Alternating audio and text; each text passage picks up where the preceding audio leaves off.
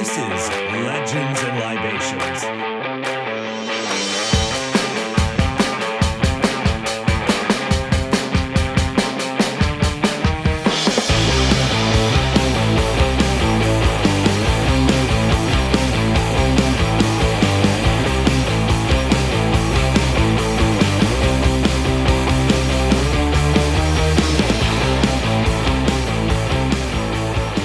Imagine it's 1962. You're in London. Are the Beatles a thing? You might know this better than I. I feel like they're about to be a thing if they're not. Yeah. I almost kind of feel like they came out late 50s, but I'm pretty sure it was 60s. I'm pretty sure I'm wrong. I think it was definitely 60s, but the exact moment could have been a little bit ambiguous. Yeah, yeah, exactly. They might have been. This might have been their Germany period where they were like doing all those gigs in Germany a lot and practicing. Those nerds honing their skills. So it's 1962. It's November. It's kind of cold, kind of rainy. You have a trip to Paris. You're going to fly because there's no railroad yet that goes under the the English Channel? English Channel Railroad. I always wanted to go into that. Yeah, I think I never have done it. It sounds really scary. And so it's rainy. You headed to the airport. And you're like, all right. I think you just pay for tickets when you get there at Probably this time so. because there's no TSA. Yeah, there's no TSA and there's no one really worried about you doing a terrorist attack or anything. So they don't even know what terrorism is. Yeah. You're either a Nazi and they know you're a Nazi or you're fine. Exactly. That's just all the minor crime that's happening in London at this time. You're walking up the street and you pass by the bank and you see some people loading up the truck and you're like, well, that's normal because people get paid with cash. Exactly. It's because it's 1962. Yeah, 1962. Can you imagine how much cash just has to be carried around by the bank? A lot. Yeah. So you say hello, you like, tip your hat, and like, good to see you. Top of the day to you. and so you're on your way, right? This isn't Ireland. Yeah, but maybe you're Irish. Maybe you're Irish. This scenario, I could be Irish. So you go to there, and as you kind of get closer, you realize that someone else is kind of watching that bank truck too. That's kind of driving slowly through traffic close to you. You see top of like one of the airport buildings, you see like four men just like squeezed in, almost like cartoon-esque, like into the same frame, like looking out. They're like, you're like, that's really weird. What are they looking at? And you're like, you're trying to figure it out. Am I missing something? Yeah. You're kind of looking around you. You don't know really that they're looking at the bank truck, but you're kind of like, oh, that's curious. Yeah. Isn't it? Don't see that every day. Yeah. You're like, okay, well, whatever. I'm on my way. I got big, important things to do. I have to get to Paris for business. Yes. Right. I sell cheese and fashion. And smoke cigarettes. I think everyone smokes cigarettes at this time. That's true. You're right. They're good for you back then. Yeah. Why did they make them bad for us? I don't know, man. I mean, if the cigarette companies could have just stayed healthy. Exactly. It would have been great. So you're on your way and you see two really nice Jaguars, kind of the new classic ones. And they sound good, look good. You see some two chauffeurs. Engine purring. Yeah. You're just like, ooh, this is. Is that why they call it a Jaguar? Because like the engine purrs? Oh. Like a cat? Maybe. I don't know. I never thought about that before. Yeah, it's very, could be. Who knows? On earlier this morning on the radio, you heard something about the Southwest gang doing things in town. Yeah. But you're like, you know, normal crime things. You're not really thinking anything, but you're like, wow, those are nice cars. So anyways, you decide, okay, I need to go in. Well, you see, as you go, you see some businessmen with umbrellas. One of them looks like he's holding an umbrella and it's like kind of heavy. Like that's a heavy umbrella that he's holding. Yeah. You think you get a cheaper or a lighter weight umbrella. Another one smiles and the top part of his mustache doesn't move as if he's like has a fake mustache. And you're like, that's curious. That is curious. You don't think much of it. You're like, well, the Charlie Chaplin sort of thing. Yeah. Maybe Charlie Chaplin was very popular. And so he's like, well, I'm trying to follow it. They have bowler caps, wearing tweed, pinstripe suits. You're like, these guys are classy. They are classy. You're not sure about the fake mustache, but you're kind of okay with it, right? Maybe they're going to do one of those like flash mob things or something. Yeah. You're kind of excited. Maybe they're entertainers. Like a stunt. Yeah. And so that bank truck kind of comes up too. You're like, oh, well, people are going to get paid. I'm really happy for that. Yeah. So the bankers kind of cross you and you're like just trying to get in line to get your ticket. Yeah. As you do. Whole bunch of, it's just like you're just doing your thing. And so the truck, the people from the truck are going to the elevator. And as they get to the elevator, they're pressing the button. It's not really hurrying, but they're not too worried. They're like, Why do I think pressing the button is going to make it hurry? Go, I've go, always go, go, wondered go, that. go. Like, Yeah, if yeah. I just like press the button a bunch, it's not going to really do anything. Do you remember doing that in Pokemon on like the Game Boy, where trying to catch the Pressing the Pokemon? ball. Yeah, just Yeah. we're just trying. But this hasn't come out yet. Then, so maybe that's where that came from. Yeah, maybe we just feel that way all the time. There's a The button, I gotta impatient, press it. built-in impatience in the human body. You know, it's really weird to think about. There was a time before buttons, like there was nothing to press. What did they have then? They had like levers, but didn't they have elevators where like, there were blokes like doing the wheels and stuff like that? Yeah. Well, anyways, just press. This isn't that kind of elevator. No, this is a normal elevator. So the elevator's coming down. Okay, you know, you're just getting your ticket. You're not really worried about it. But then all of a sudden, as that elevator's coming down, it opens up, and all of a sudden you hear a whole bunch of yelling and commotion. You look back. There's 4 men with pantyhose on their head. And you're like, maybe those are the guys who were in the boys' bathroom looking out the window. Maybe so. But I'm not sure because these pantyhose are very, very They're obscuring their identities. Who are they? I have no idea. All of a sudden, one is like wielding a huge crowbar or metal bar, and he whips one in the head. And then all of a sudden, those 3 businessmen that you saw when you were coming in with the pinstripe suits and the mustache that you were carrying, the bowler hats. One of them takes one of his really heavy umbrellas and whacks another one in the head. And you're just like, oh, shit. This must be a crime. What have I walked into? I just want a ticket and a place to smoke a cigarette. Yeah, exactly. I didn't expect to watch crime. Well, the other one. Got front row seat. Yeah, you got front row seat. This is the UFC. You might even be a victim if you get too close. Well, and you know, the third guard knows that. He's like, I could be a victim to either that bar or one of these very heavy umbrellas. So he just falls over. And I don't want to get hit. Yeah, he's like, I don't want to get hit. So he's like, this is just a job. This is just money. I don't want to get involved here. So he just kind of falls over. And they're just like, actually, they look at me like, thank you. You've done a good thing. Yep. You served your country well. And make it easy for us. These guys all go ahead and grab these big containers of money, these bags of money. Run out the door. They run out the door to those Jaguars. Of course. Those really fancy Jaguars. Should have seen this part coming. Yeah. And you're just like, you even say that when you're in line. You're like, oh, I should have saw that coming. Those are really nice cars. Yep. Those Jaguars, they load them up.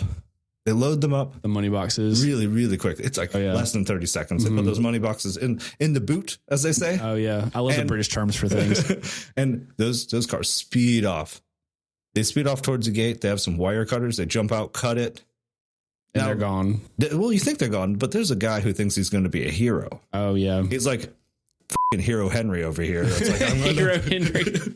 I've never heard that one. He just pulls out. He's like, I'm going to get in the way of these bandits. Of course. I'm going to stop. I'm going to take them all by myself. Yeah. So he pulls his car out in front of them. He's like 2 Jaguars coming down. Just pulls his car in the middle of the street. And he's like, this is going to work. I'm going to be on the front page news. Yeah. Henry. Hero Henry. Hero Henry. But, you know, they just kind of drive around him. I think one of them kind of clipped the front of his car or the back of his car, but like nothing happens. Like his Mario Kart or something. Like just like, swerve. Within 3 minutes, shorter than it took for me to tell you this story, they were on the A10 and out of there. Wow. Yeah. That's a pretty quick crime. It was the quickest crime. So how much did they get away with? So that crime, particularly, they came out with 62,000 pounds, which you're like, 62,000 pounds is a pretty nice number. But if you put that in modern times, that is 1,717,060 pounds. How much that to split it? They had to split it between like 6 guys or 6 or 8, guys, like that. Yeah. Guys, yep. And that's not that much though. Yeah. I mean, in American money, it would be 1 million. It'd almost be $2 million, almost $2 million.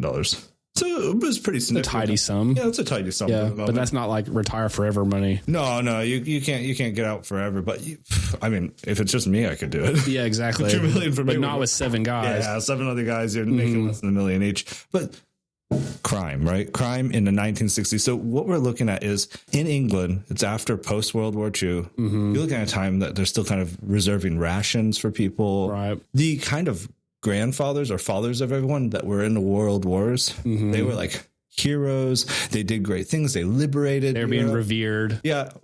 How do you match that up? How do you become something great in a world where everyone is great? So you have all of these younger guys who want to make a name for themselves. Looking for something. There's only the Cold War, which does not really have a lot of fighting going on in it. Cold War is like, are you scared? Yeah, exactly. It's like a big game of chicken, the Cold War is. Yeah. And the rations gave rise to organized crime. Yeah, because it's like all of a sudden you can take rations and move them other places, right? Because Britain is an island, everything has to be imported that's not grown like locally. Yeah, right there. Like, and you can only do so much stuff locally in that British climate. Like it's, sheep. Yeah, it's pretty good. Sheep but it's and not cabbage. Yeah. Sheep and cabbage. They do some beans and some carrots too. Yeah, they got that. They got that. It's a very like limited menu though. Yeah. Fish and chips. Yeah. They do that. Get the potatoes from Ireland. Yeah, just steal them from Ireland. Yeah, just steal Take them. That's from fine. Ireland, they don't need them. But anyways, to get anything like cigarettes though, or like coffee, yeah, you need or a lot of kinds of red meat probably that weren't grown on like the mainland. Right, exactly. You're not going to get Wagyu. Has to be imported. Supermarket. Yeah, you got to get it imported. And so this is where organized crime really comes in. So they weren't like necessarily running like liquor like in American Prohibition days. Like some of them were running coffee and cigarettes and meat and like what do you call it? A black market meat market. Black meat market. Black meat market. That doesn't sound right. That's something else. But this is organized crime, right? At this time, one of the main masterminds at this, his name was Bruce Reynolds. Bruce Reynolds was a mastermind. And of course, this isn't the only thing he's out there for, right? But he was looking for a bigger score than however much that they netted from the airport robbery. The airport robbery was actually, they thought it was going to be a lot more and it just wasn't. I think that their tip off said that it was going to be like several $1 million or several million pounds. Sorry, I'm going to say dollars a lot when I mean pounds. Yeah. To avoid the confusion.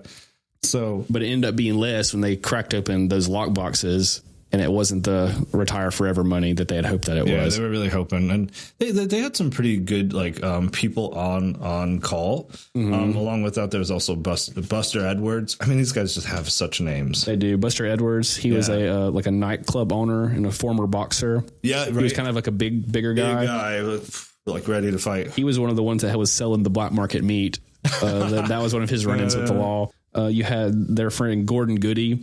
He was a women's hairdresser, and he was also a mama's boy. He had Dear Ireland and Love Mom tattooed on his biceps. Yeah, apparently he was extremely like a ladies' man too. Right, exactly. Like, and people are like, what is sentimental to your mom? And so they're like, he must be a sentimental boy. Exactly. It worked out for him. Yeah, it worked out for him. And then there was another guy named Roy James, but they like to call him the Weasel. The Weasel Roy James, because he was short, right? Yeah. Well, he was their driver. He was known to be great. He's the one who chose those Jaguars. Of course. They were the Jaguar Mark II. They had a 3.4. I don't even know what all this means, but I did see a Top Gear. Me neither. Yeah, they have I saw a Top Gear episode on it, and they were like, for their performance at that time, they were fantastic. They were almost up to par for like cars now. For modern cars. Yeah. That's pretty cool. So they were pretty decent. And you're thinking running those London roads, cobblestone still, and those roads really weren't made for the traffic that they were handling. So when I was researching Roy James, just like specifically to get details about him, everything that was coming up were results from auto sports, like automobile history. Yeah. So he obviously had made a name for himself in these circles, either before or after he was involved in what we're going to talk about today. Yeah. So, which we haven't even introduced yet. Because Jesse gave us a little prelude to our main topic of discussion today, which is going to be the Great British Train Robbery. The Great British Train Robbery. Welcome back to Legends and Libations. Have you heard about this before, Jesse? Not before you brought it up. And Great British Train Robbery. Great British Train Robbery. It's such an interesting space to think about organized crime in the 1960s. Mm-hmm. I've just it's sort of glamorous. Yeah, it is. It's something that you feel like, how do we match that now? You don't. Nowadays, it's just like a bunch of crypto bros, like that Sam Bank fraud guy defrauding everybody out of their crypto coins. And it's not as cool as it was back then. Yeah, not nearly as cool. It feels like it was worth something at that time. Because you actually had to like go and do a crime or like commit the crime and get away with it, or get caught enough and then get away with it. That's true. As we'll learn, the getting away part is probably more important than the crime itself, or like requires more planning. Yeah, definitely. Today we are drinking, so it's Lent. So actually both me and Matthew, Legends and Libations, have decided that we're going to take a little break from drinking for for Lent. But and also, when we're thinking of great robberies, it seems to us, and you'll see why, that it's better not to have too much alcohol. Inebriated. Yeah, you got to have your wits about you. You have to have your wits when about you're committing a crime worth millions of pounds. When your life is on the line, it's best to not be intoxicated. Best to not be. Especially not as intoxicated as we've gotten for the last couple of episodes. So left a lot on the cutting room floor on those, ladies and gentlemen. But it was good to take a break, I think. I think see how we'll do sans alcohol. Yeah, today we're drinking actually a tea. It's actually a tea from Scotland. It's called Islay whiskey tea. Islay whiskey? Yeah, it's from Islay. It looks like Islay, but it's actually pronounced Islay. Is that an island? Mm-hmm. Okay. An island off of Scotland. That's cool. And it's a place where they actually do make like scotch.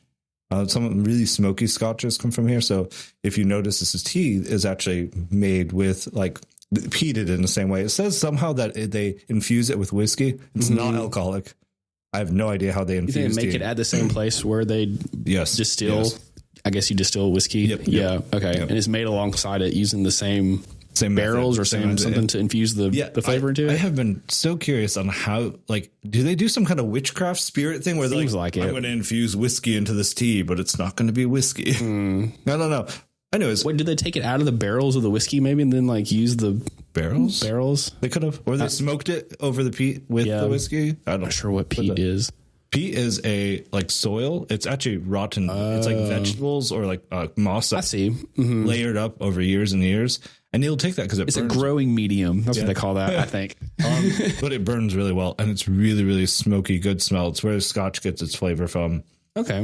Because they'll smoke the barley with it. This is in the same way they smoked this tea with that. They dried it out with peat. Well, I like this tea a lot. Yeah. Like without any sugar or any milk or anything. British people often put milk, I think, in their tea. Yeah. But I think it's good just the way it is. Just the way it is. It's very nice, yeah. You didn't put any sugar in it or anything. Yeah, it's good. I like it.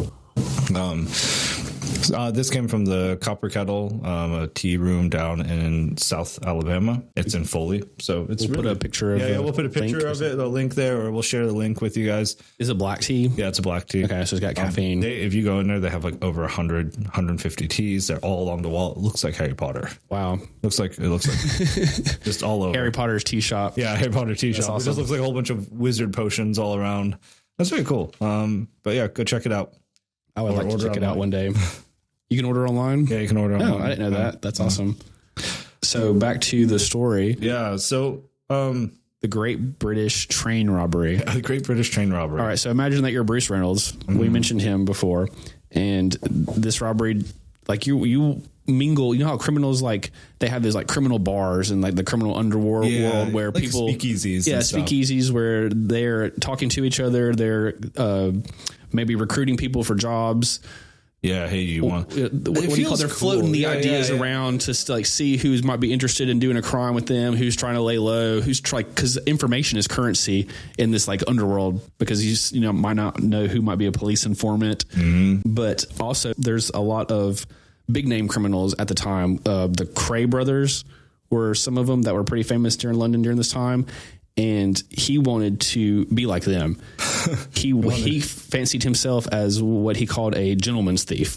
And I think that just meant that he wanted to like sip champagne and go to like fancy clubs. And do you think the gentleman thief comes from almost like a they're the thief with good manners? Like it's almost like it's different than Robin Hood, who is morally virtuous, right?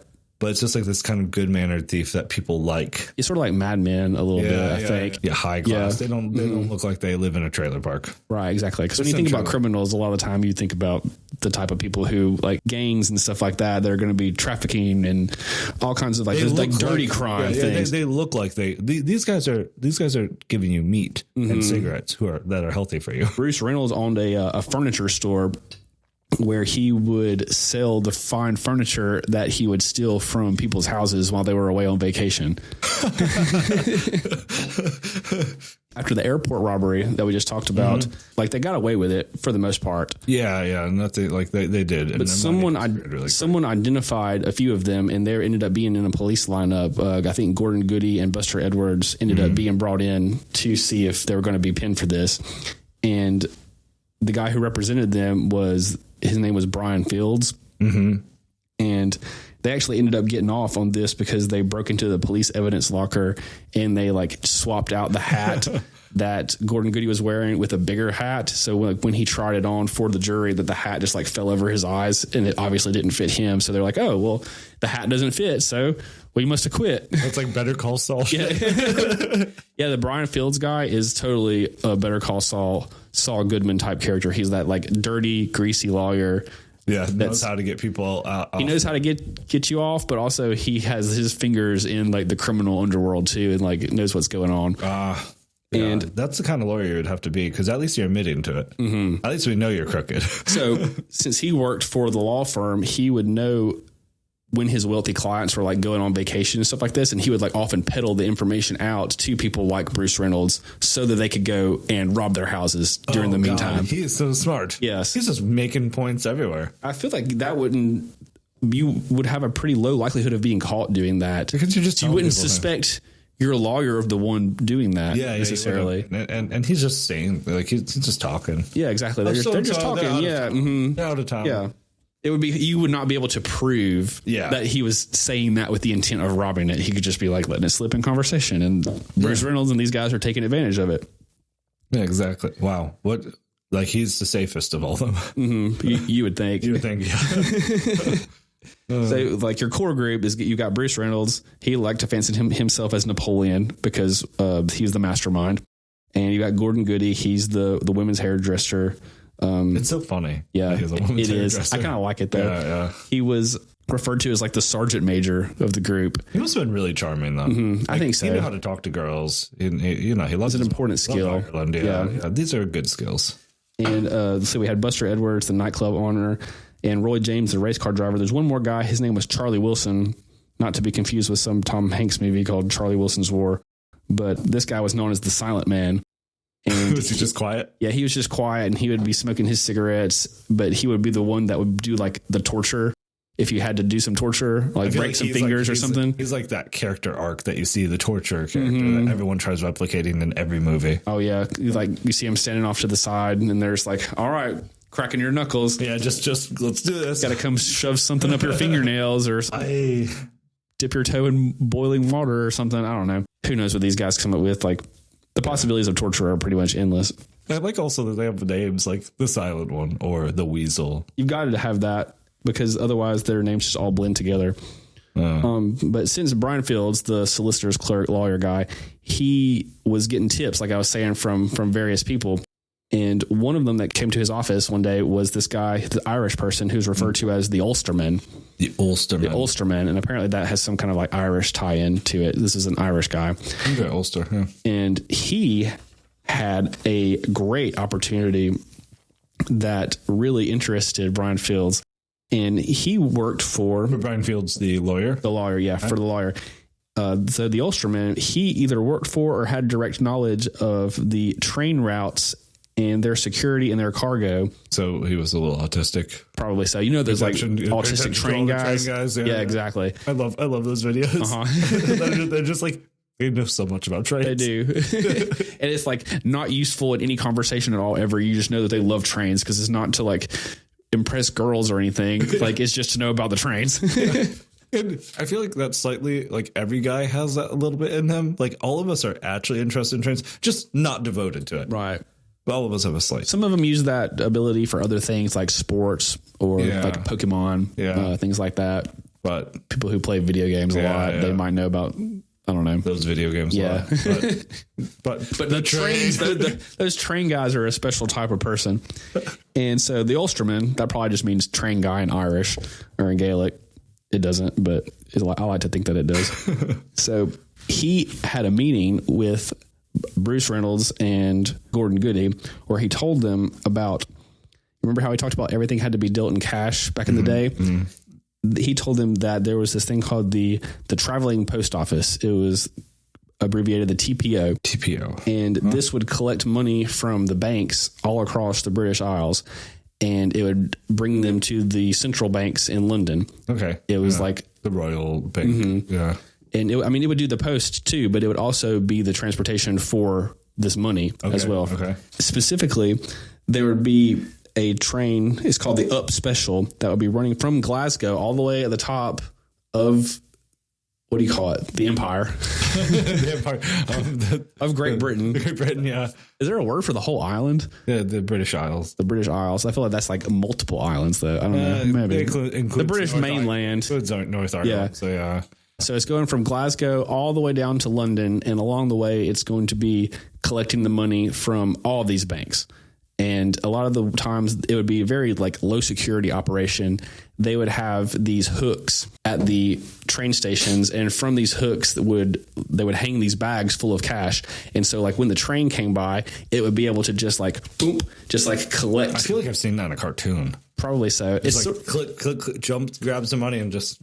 It's sort of similar to like the CIA like skyhook thing about how they would like, remember in the Batman, in the Dark Knight, when he goes to China, that's how they get him out with that like skyhook technology. Yeah. And that's what the CIA used to like get people out of hostile locations, probably during like the Cold War and other times. But they use a similar thing to collect the money from these banks. And the year previously, I want to say like 1962, the year that the airport robbery happened, there was actually a decree or a law or something where they were going to up the security of these trains that were carrying all this money. Mm-hmm. And they wanted to outfit them with like bars on the windows and like radios and alarms and all kinds of. It seems appropriate if they're carrying all that money. Mm-hmm, yeah. Exactly. But at the time, the three that they were outfitting with the new technology they were either in the process of being upgraded and they were out of commission, or they were just happened to be assigned to like different things during this specific time period. Yeah. And the Ulsterman was aware of this. So he knew that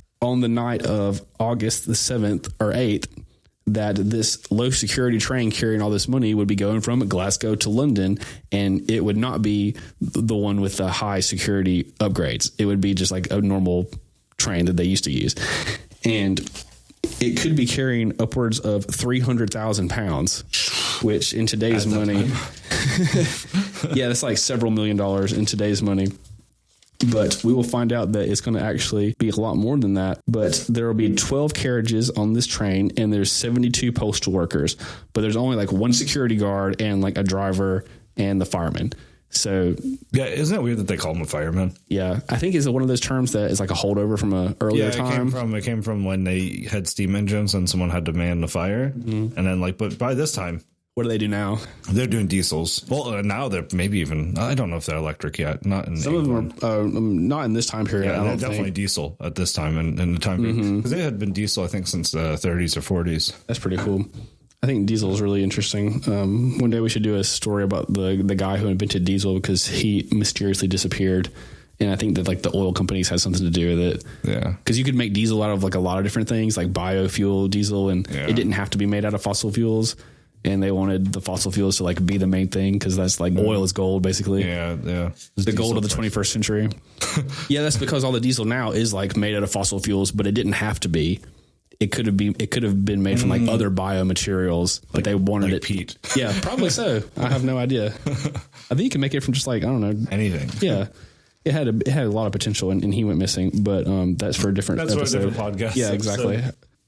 So. All right, so they've got this potential job, and Bruce Reynolds. You said 300,000 pounds for 1962. Yeah, exactly. Yeah, which is a ton of money. I didn't do that because we're going to see why that number ends up not mattering in a minute. But you don't want that job to pass to somebody else, because, like these opportunities, they come along. You got to strike while the iron is hot. Yeah, like if you have a train full of money and you're a crime man, you're a man of crime, you got to take on the crime. And also there was this date like of the August the 7th that was coming up when the vulnerable train would be the one that was being used. The vulnerable train. The vulnerable train. I feel like that should be a title, the vulnerable train. You don't want to advertise the vulnerable train, and that's why the Ulsterman is valuable, because he knows when the vulnerable train is going to be there. So there was a diamond some years ago, like a royal diamond that was going from like Africa to. This is the Hope Diamond? I think so. They went from Africa to the English Museum, like London Museum. And they were like, they made a whole thing out of it. Like, oh, we're going to be putting it in this guarded car and have these armored car, and this many guards. And they ended up not even putting it in the armored car, but just mailing it through the post. Oh, really? That's so clever, though. Yeah, because it gives everyone the thought that it's right there in that armored car. So maybe the vulnerable. It's a diversion. Yeah, it's a diversion. Exactly. Yeah. So the vulnerable train. All the Definitely don't want to tell people about it. right. The attention is going to be on like where you have the spectacle. Yeah. With the diamond that you mentioned, but no one's looking the other way when it goes through. No one's looking through the normal post. But this story is about the normal post because it's about the traveling post. So Bruce Reynolds is like, yes, we sign us up for this. We want to do the train robbery. Yeah. First of all, we need someone to stop the train. Do any of you guys know how to stop a train? Do you know how to stop a train, Jesse? I literally think if you put me in a train, I would have to look up Google. Right. I'd have to use Google. Imagine if you didn't have Google, then like, can you just pull random levers and just hope that it stops? God, are they labeled so like scary. this is the brake, this is the accelerator? What else is there on a What train? else could there possibly be there? Yeah. Is there more on a It's train? like the inside of the Millennium Falcon where it's just like buttons and switches just like everywhere that you look. What if it takes them to hyperspeed? Yeah, you have no idea what to do. Let's assume that it's probably kind of like that. So you need a train stopping expert. And in the London Underground, they know about some train stopping experts because a smaller gang or a rival gang called the South Coast Raiders has been stopping some trains. That's a more badass name than the Southwest Boys. Well, the Southwest Boys ended up getting referred to as the bowler hat gang because of that airport robbery where they were all dressed like Charlie Chaplin with the bowler hats. Because it's like sometimes the media gives you your nicknames because they're like workshopping some names, like which one catches on. Give me like a snappy title. Yeah, give me something that's nice. So the bowler hat gang kind of caught on with them, even though they didn't call themselves the bowler hat gang. And this one was called the what? These were the South Coast Raiders. I think that might have been their name though, because they sound cool. They literally sound like a basketball team. they do. But it works for a gang too, I think. And I think they had stopped some small time trains with maybe some like smaller scores, obviously not ones like this magnitude, but they had the train stopping expert. His name was Roger Corddry. Roger the train stopper. Yeah, and you could also call him Roger the florist because his day job was running a flower shop.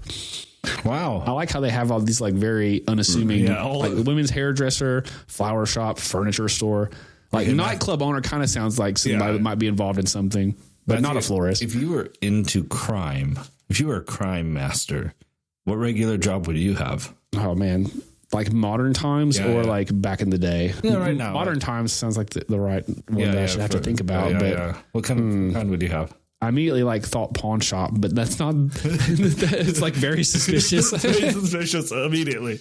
It would need to be something like selling like wedding dresses or something. You know what I mean? Yeah. Something to do with like bridal things and just like not me specifically that knows about those things, but just something to throw off the scent of the cops. Like, oh, well, that guy, he doesn't have anything to do with this crime that just happened.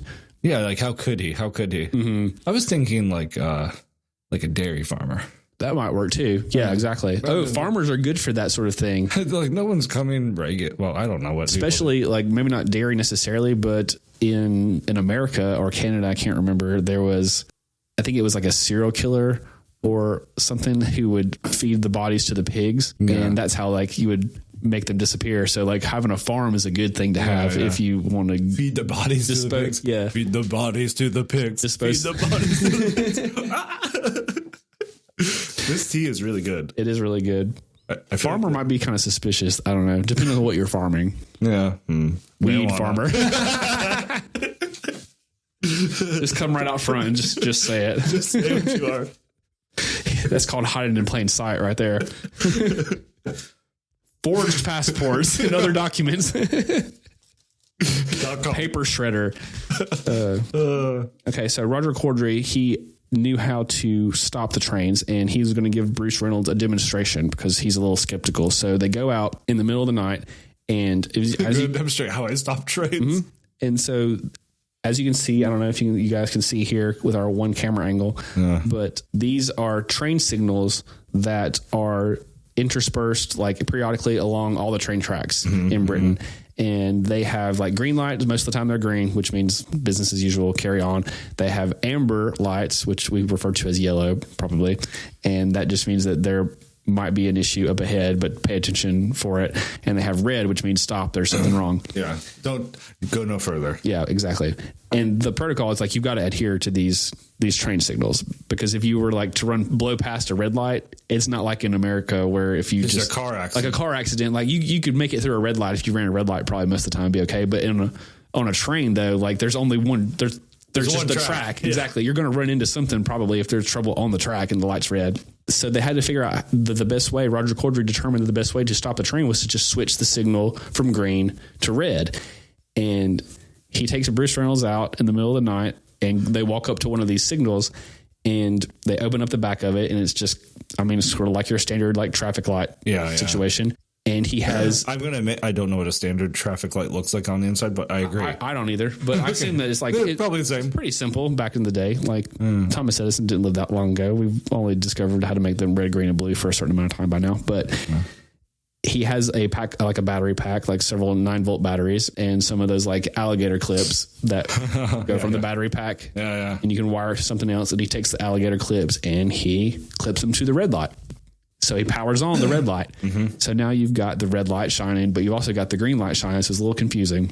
Yeah, you're like, do I go? Do I stop? It's like, I don't know. I'm just like, I should just like hesitate and just like be really indecisive, because that's how you avoid accidents. So Bruce Reynolds is like, well, that's good, but we've also got the green light on. And Roger Corddry is like, oh yeah, watch this. And he takes off his leather glove and he pulls it over the green light and it just blacks it out. And Bruce Reynolds is like, is that it? Are you serious? A child could have came up with this idea. And Roger Corddry is like, yep, but they didn't. I did. And so suddenly, they have to bring him in on it, even if it was that easy. Exactly. I already told him about it. Right. Because once you bring somebody in, or once they know about it, then... You just got to keep them. Yeah, because otherwise they could rat you out, or they could like do the job before you do the job. Not in this instance, but a lot of the time that could happen. But the ratting you out thing is definitely definitely a risk. And another one of the stipulations, though, of Roger Corddry helping stop the train was that they had to include 4 of the members of the South Coast Raiders in the job. That's a lot. Yeah, it is a lot. They're going to need a lot of guys because they're going to need to move this money. But you want to keep everything like with people that you trust. You know, I mean, you can't be bringing in like some randos that you found on the internet or something. You need to like vet your people. But choose my best students, the ones who are like most people pleasing. Like, yes, I have a extra credit for you. But I would pick the ones that like skip class all the time and stuff. Like they'd be more down for a crime probably. Those other ones would just go straight to the police and tell on you. That's funny. They would turn it on me like, I'm going to get an A. I'm like, damn it. I'm going to get an A or else. So that was okay that they brought in some other guys. Roger Corddry's guys, they were called Bob Welch, Tommy Wisby, and Danny Pembroke. That might not be his real name, but they were going to participate in the Great Train Robbery. So now the group is about like 9 or 10 strong. And Bruce Reynolds brings in his brother-in-law. His name's John Daly. And some other guys like Big Jim Hussey. He was brought in for Jim Hussey to be some muscle. You don't need to remember all these names. Like, no, I do have a question. Sure. We found out how to get the train to stop, but it's still being in the control room. Oh, okay. So, do you want me to tell you about that now? Okay. If it's time. Yes. One of the other guys that they brought in was pretty much like happenstance that it happened when. Like these are criminals, right? They've been to prison probably for small crimes throughout their lives. A lot of them did petty crime and will get a couple of years, and then pretty much all of them had done some crime to some extent. Maybe not doing like hard time, but they got sent to like their equivalent of juvie for a while they were growing up. Some of them got just like a slap on the wrist fine. One of them shoved a police officer and had to pay a £5 fine one time. And imagine that, like today, if you showed a police officer, they would just shoot you in the street. Dead. They would just execute you. Just execute. It was a different time back then. Bite the curb. But what they didn't realize, I don't think that like the British authorities made the connection that if there were a bunch of criminals being housed together in prisons, that they were going to talk and like make friends with each other to plan jobs on the outside and just like to make connections while they were in jail. And that's what happened. So Bruce Reynolds was in, I think, juvie or prison in his early 20s with a guy named Ronnie Biggs. And Ronnie Biggs was really bad at being a criminal. Everything that he did, he got caught like immediately. Yeah, he was. If I'm correct, he was also like he tried being in like the military or something, but then left it. He defected. Yeah, he defected. Just abandoned his post. I think a couple of them defected. There was one that was ended up being a veteran, but most of them, like, taking orders from people. And they weren't good. That wasn't their thing. That was not their cup of tea. I think one time when Ronnie Biggs got out, that he like stole a bike or something, and then got caught immediately stealing the bike. Ronnie Biggs was particularly bad at being a robber. Like all the time he was failing. Yes, it was the Royal Air Force that he was dishonorably discharged for desertion. Dishonorably discharged. That's not good. That's like, I quit. No, you're fired. He deserted. 2 years after deserting, he actually broke into a local chemist shop. Probably drugs. Probably drugs. Yeah, he was particularly bad at crime. I like when we called the pharmacy the chemist. I think that was a lot cooler of a name. Or the apothecary. Yeah, the apothecary would be like legendary. Most people probably couldn't pronounce apothecary these days. But you'd have a lot less old people in front of you at the apothecary trying to like get their medicine filled with their insurance, because every single time I try to get my medicine, there's an old person having an issue with their insurance. But anyway, I digress. I think they probably met after he was convicted of stealing a car and sentenced to prison, because again, he was bad at it. The failed robbery attempted of a bookmaker's office also. Bookmaker is like gambling. Yep. So he was just really bad at this. That's why he met Bruce Reynolds, was in the prison. But he decided to go straight after he finally realized the life of crime was not for him. Yeah, he couldn't do it. He needed to take care of his wife. He married a school headmaster's daughter, and he promised her that he was not going to live a life of crime anymore. Yeah, he tried being a carpenter. In February 1960, he married her. I think that he needed some money for, was it the proposal or for like a house or something like that? Yeah. So he, for some reason in his brain, he decides that, I met this guy named Bruce Reynolds in prison. I'm going to go ask him for a loan of £500. So he goes to Bruce Reynolds' house and he asks him for the loan. But Bruce is like, I don't have that money with me now, but I do have the opportunity for a train robbery that's coming up. Do you want in on the train robbery?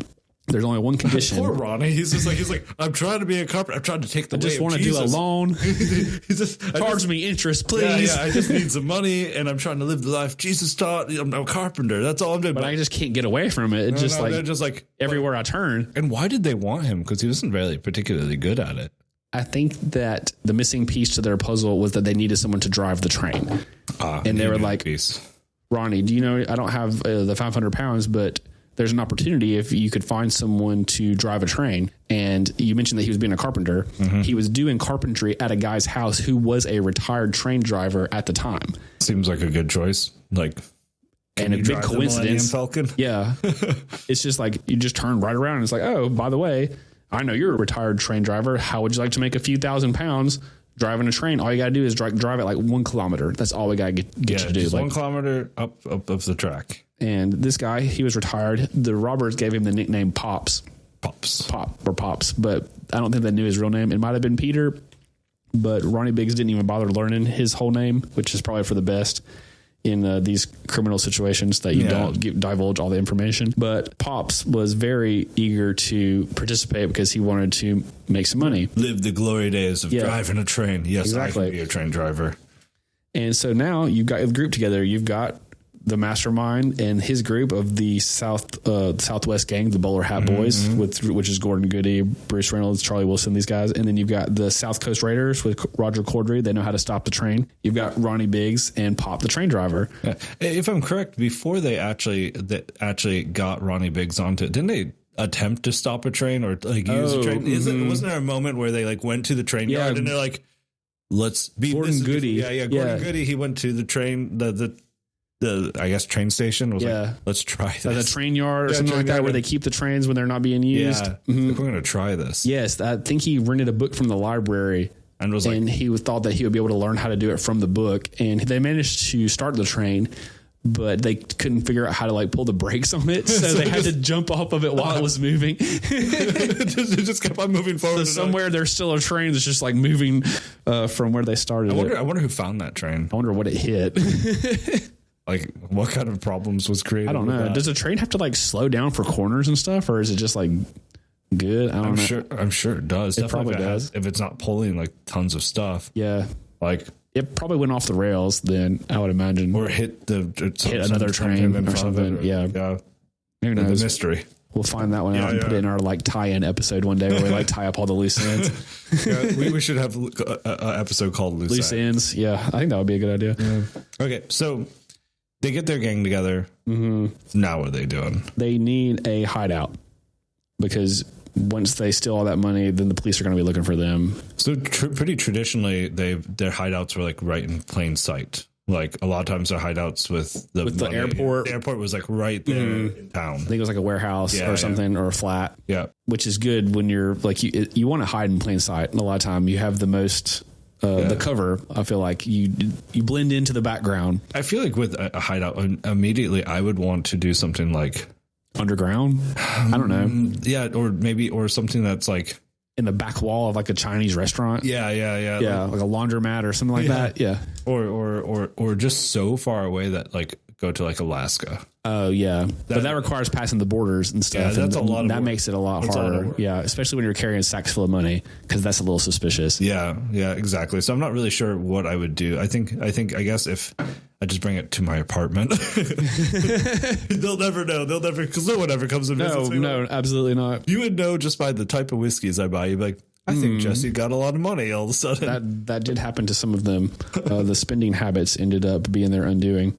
Okay, so yeah, where's their hideout at? Where are they going? Okay, so based on the location that they have chosen, they think that this place called Sears Crossing is going to be where the what do you call these the lights, the train signals, the train signal lights. Yeah, that's where they're going to stop the train. Is at Sears Crossing, and they're like looking at 4 places that are best that the train has the most money on it by the end of the night. Mm-hmm.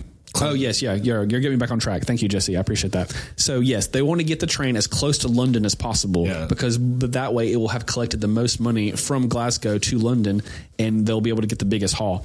So they also need to find a place where the road is close to the train tracks because for the job they have, and you can see right here on the table that there are these painted camo Land Rovers that I painted myself. They were originally orange and black, safari themed, and they were my son's, but I painted them camo, and the paint has already started to chip. Does he know that you painted them? Did you talk to him about it? Oh, yes, because he says Dada when he picks them up because he knows that I painted them. But you can see the orange that's coming out from underneath them. Orange. Looks good. These are like 66 or something like that, which is after the train robbery, but it's the oldest that I could find at Walmart. Okay. And this is an Austin minivan, but really they used an Austin Lodestar truck. It's the same brand, but it's not a truck. But I got it because it had the British flag on it. Yeah. There you go, guys. British flag. Yeah. Austin minivan, 66 maybe. It says it on the bottom. 67. That one's 67. Yep. Okay. These are 65 Land Rovers. Okay. So we're close. Not quite 63. But as close best we can do. Yeah, best we can do. Here at Legends and Libations with the budget that we have. You guys start paying us. Buying more merch. So with all these criteria in mind, with the road close by to the train tracks and where the signals are close by and being close to London, they determined that Sears Crossing is in Buckinghamshire County, right outside of London, and that this bridge, which is close to the train, is called Bridego Bridge. Uh-huh. So this is where the heist is going to take place. And so from here, they determined that the best place that they want to find an isolated location to be the hideout. And so they get Brian Fields, the solicitor's clerk, the crooked Saul Goodman guy, to be looking around for places. And he finds this farm for sale called Leather Slade Farm. What a name. Is a very cool name, but also kind of suspicious, I feel like. Yeah.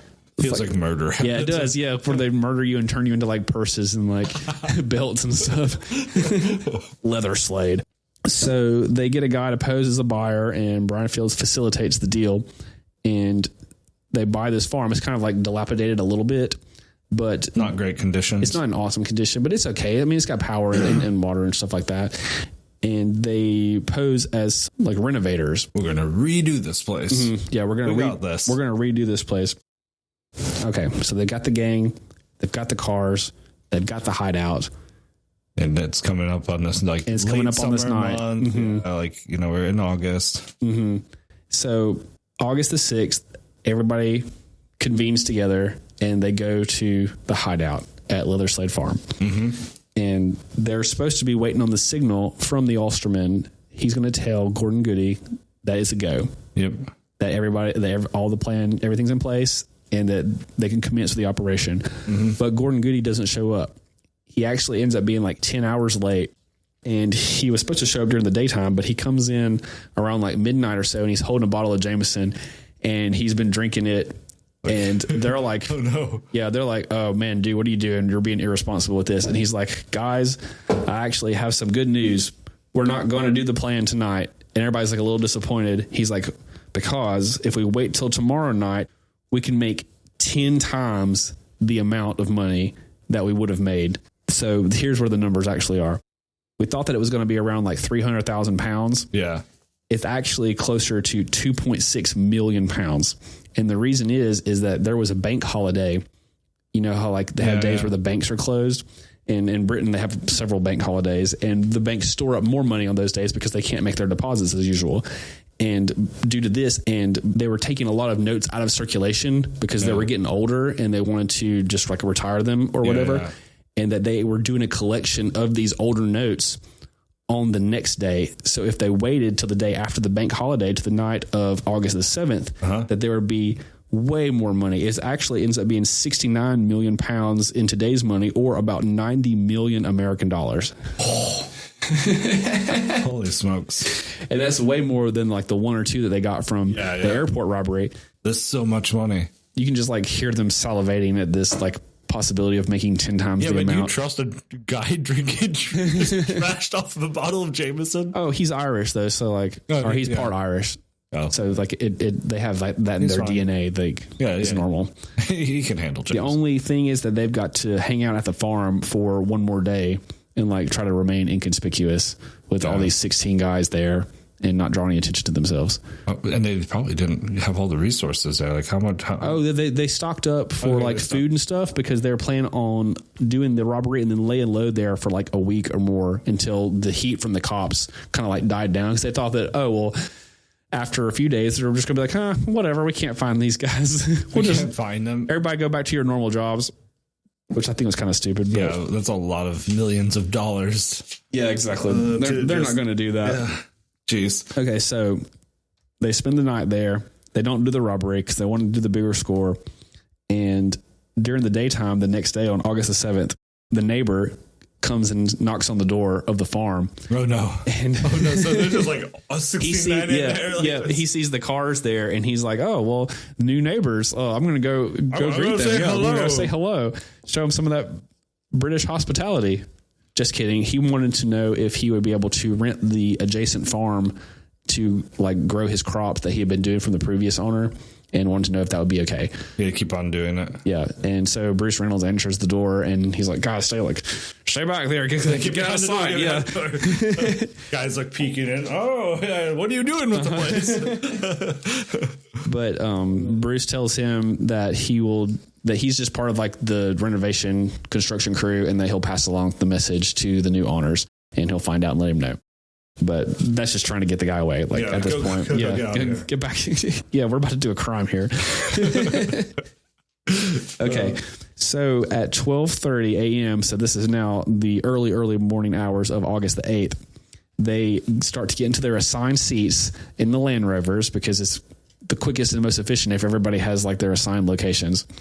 You won't have to do like a roll call or anything if you just like look back and all the seats are full. Yeah. Everybody's there. We're good to go. And in the Austin Lodestar truck, and they head to Bridego Bridge. It's a clear night and there's a full moon. Well, that's a good night for it. It is a good night. So the visibility is high. That's important. So they park near the bridge. Roy James, in his 5'4" weasel status, climbs the telephone pole and cuts the wires of the trackside telephones, because along with the train signals, there are also emergency telephones that are interspersed throughout the track that the train conductor can use to call in case of an emergency. Of course. And he doesn't want the train conductor to call in case of a robbery right now. Yeah. So they're going to cut the wires so they won't be able to do that. Yeah, because you don't want you want as few people as possible in on this while it's happening. So the next thing they got to do is get into position for I imagine, signals. Imagine when the weasel's doing that, like almost like a cartoon. He's like biting wires. Yeah. He's like, this is my moment right This here. is my moment. I'm the weasel. He thought I was just good at driving, but really, I'll live to bite these wires. That's so funny. Okay, so now they need to get into position to turn on the train signals. So Bruce Reynolds, John Daly, and Roger Corddry, and the mysterious Mr. 2 get into one of the Land Rovers, and we call him Mr. 2 because he was never identified. Good move. Mm-hmm. Good move. I think that would be the best. Never use your real name in crime. Oh, yeah. I don't think he called himself Mr. 2 because he's not like, I'm Mr. 2. He just didn't refer to himself. Right. Mm-hmm. Like, I'm Mr. Take a shit. Here's Mr. Urine over here. So they're going to drive up the tracks and get in place to turn the signals. So they drive up this way. Like what, a kilometer or two? Mm-hmm. Yeah. So they drive all the way to the amber one, the one that's going to be amber first. And here they leave John Daly with a walkie-talkie. He knows what to do, the leather glove and the battery. They're already using more technology than they are on the train with walkie-talkies. Yes, most definitely. Yep. Some batteries and a walkie-talkie. Yep. Okay, so they leave John Daly there. He's been briefed on the plan. We've practiced this. They would like meet in people's flats and go over the plan. But another thing that they did to deflect suspicion is that they would rent out like a soccer pitch. They call it a soccer pitch, and they would like kick a ball around. And they would discuss the plan while they were kicking the ball around. Oh, that's so smart. It is smart. That is so smart. Yeah, because no one's going to suspect these bunch of guys. They're just playing soccer. Yeah, playing football. Yeah, playing they call old football. Mm-hmm. We're not worried about them. Yeah, exactly. They're not doing crime. Mm-hmm. They're doing the football. Activities. Physical exercise. They need that. Great, yeah. Especially some of them probably. Okay, so they leave John Daly there, and then they drive Mr. 2, Bruce Reynolds, and Roger Corddry up to the light that's going to be red. And they leave Roger Corddry there. He's the mastermind behind the light stoppage situation, so he knows exactly what to do. And then Mr. 2 and Bruce Reynolds drive back to where the bridge is, and Bruce Reynolds assumes his position from some like high point on like the hillside or something so he can see when the train is approaching and give everybody the go signal. Okay, so the ones that are going to do the train stopping, they walk up the train tracks to where the signal is red at Sears Crossing. And they set up a white sheet on the bridge so that Pops will know where to stop the train. They just have like 2 pieces of wood and like a white sheet that's spread across the tracks so they don't go too far. They want to be as close to the trucks and the cars as possible so they have the least amount of distance. So the rest of the gang walks up to Sears Crossing and they hide out of sight. At 2:58 a.m., so like it's taken a good like 2.5 hours to get all the prep set for this situation. Reynolds spots the train approaching. He can feel the vibration on the train tracks. He said in an interview... Imagine how that would feel. Oh, yeah. He said in an interview that he put his ear down to the train tracks because he heard that like Lawrence of Arabia used to do that in, I guess, when... I don't know if he was robbing trains or anything, but that's where he got the inspiration from. And that he can see the headlights in the distance as the train approaches. And he gets on the radio and he says, "This is it. This is it. This is it." And... that means that this is it, apparently. I like how almost like because of like this is the time of TV just starts, Hollywood is going, things like that. Mm-hmm. How theatrical he himself is being. He's like listening for it, and he's going. He was smoking a Cuban cigar. You can just like see his cigar like lighting up in the darkness. Yeah, it's almost like they were not just doing a crime, but performing something that was meant to be. It was like they were performing. It was a performance. Yeah, I think that too. And so like off in the distance, they see the train approaching. The train is driven by an elderly guy named Jack Mills. He's like a few years away from retirement. And his fireman or his second in command, his name is David Whitby. And they see the amber light. Oh, they're like, oh, shit. Yeah. Yeah. So John Daly he's correctly turned on the amber light with the battery pack. But for some reason, he thought that it would be a better idea to just unscrew the green bulb instead of putting the glove over it. The red bulb or the green? Yeah, because it was green, which meant go. And he just like unscrewed it a little bit to make it go off. And that was a mistake because once the connection is broken between the bulbs and like wherever the signal box is, it sends an error message to the signalman that's at the nearest train station. Oh no. So like, even though it's 3:00 in the morning, there's some guy who's there, his job it is to like monitor these things. And he gets a blinking light on his thing that's like, oh, okay, the signal at Sears Crossing is malfunctioning now. Go fix the light. So I've got to he gets on the phone though, and he has to call the technician who's on call, and he calls the technician. The technician is fortunately for the train robbers, he's very slow at getting out there because he's probably like, oh, it's 3:00 in the morning. I don't want to go and like fix this stupid light bulb. Like, why do I need to do this right now? And since he's being slow, that ends up working out really well for the train robbers because they're able to pull off the heist before anybody can respond to it. Mm-hmm. So Jack Mills sees the amber light ahead. And he's like, okay, well, I guess we need to stop because the protocol says stop. And hey, look, Roger Corddry has correctly turned on the red light, which means stop. And put his glove over glove over the green light with his ingenious plan. And they're like, okay, well, I mean, I don't really see any trouble up ahead. They can actually even see a green light further on past Bartigo Bridge. That's a couple of kilometers away. That's still green. So they know that the track is clear up there. So there must be something going on. Yeah. Here like just that they can't see. Yeah. But Jack Mills follows the protocol and he stops the train and he's like, all right, David, get out and go check and see if there's anything wrong.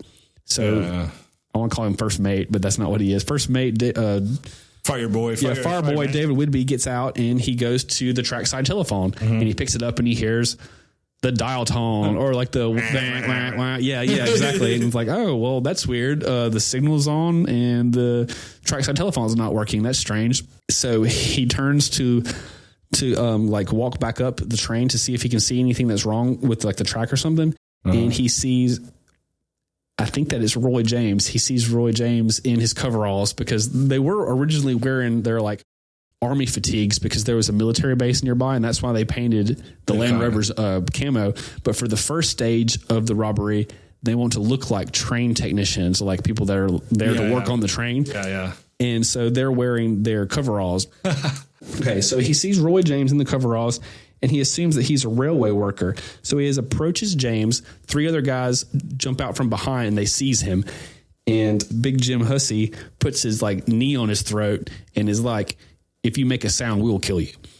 And this guy's like, oh, I'm just driving the train. Sort of like the guy who played dead earlier. He's like, well, I'm done. Yeah. James Hussey. I'm not resisting his. I can't win. Yeah. So I'm hanging out. And while that's going on, Charlie Wilson and Gordon Goody are going to try to get onto the engine. So Charlie Wilson starts climbing onto the engine. And originally, at the very beginning of this, that Jack Mills thinks that it's just his fireman getting back on. But once he sees that it's not his fireman, he tries to like step on his toes and like push him off the car. Get off! Yes, but one of the other ones, it might be Buster Edwards. I'm not exactly sure, but he walks up from behind and he cautious him over the head with one of those like batons that they use in the airport robbery. And so he hits Jack Mills hard enough to like pretty much knock him unconscious. Like he's had some pretty severe head injury from this. So like he's out of the way and they've subdued the fireman. Knocked out Jack Mills. Jack Mills, the driver. So they're presumably about to set up their driver, right? Or they have to disconnect things. What's going on from here? You're right.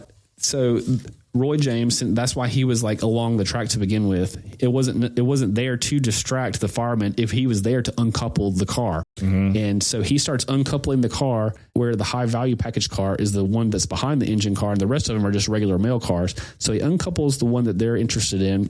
It's interesting because there are mailmen in the other ones who are just like, nope, we stopped for some reason. Yeah, well, and no one's really questioning it, but there was some people on there that were like, they saw the pressure drop, and like, when they decoupled the cars, it caused like the brake. The way that the brakes work is that they like go from one car to the other. And all the cars have to have brakes in them. And when the pressure dropped, it got a signal was sent to the very end of the car where the security guard was. He's like, like this is suspicious. And he was just waiting for it to. Wasn't he just? Yeah, he was like kind of back there waiting. I'll see if this fixes itself. It's 3:00 in the morning. I don't want to do anything. I thought maybe this is routine. Yeah, exactly. I think that some of the postal workers thought that it was routine too, which obviously it wasn't. But I don't know. Maybe this happens sometimes.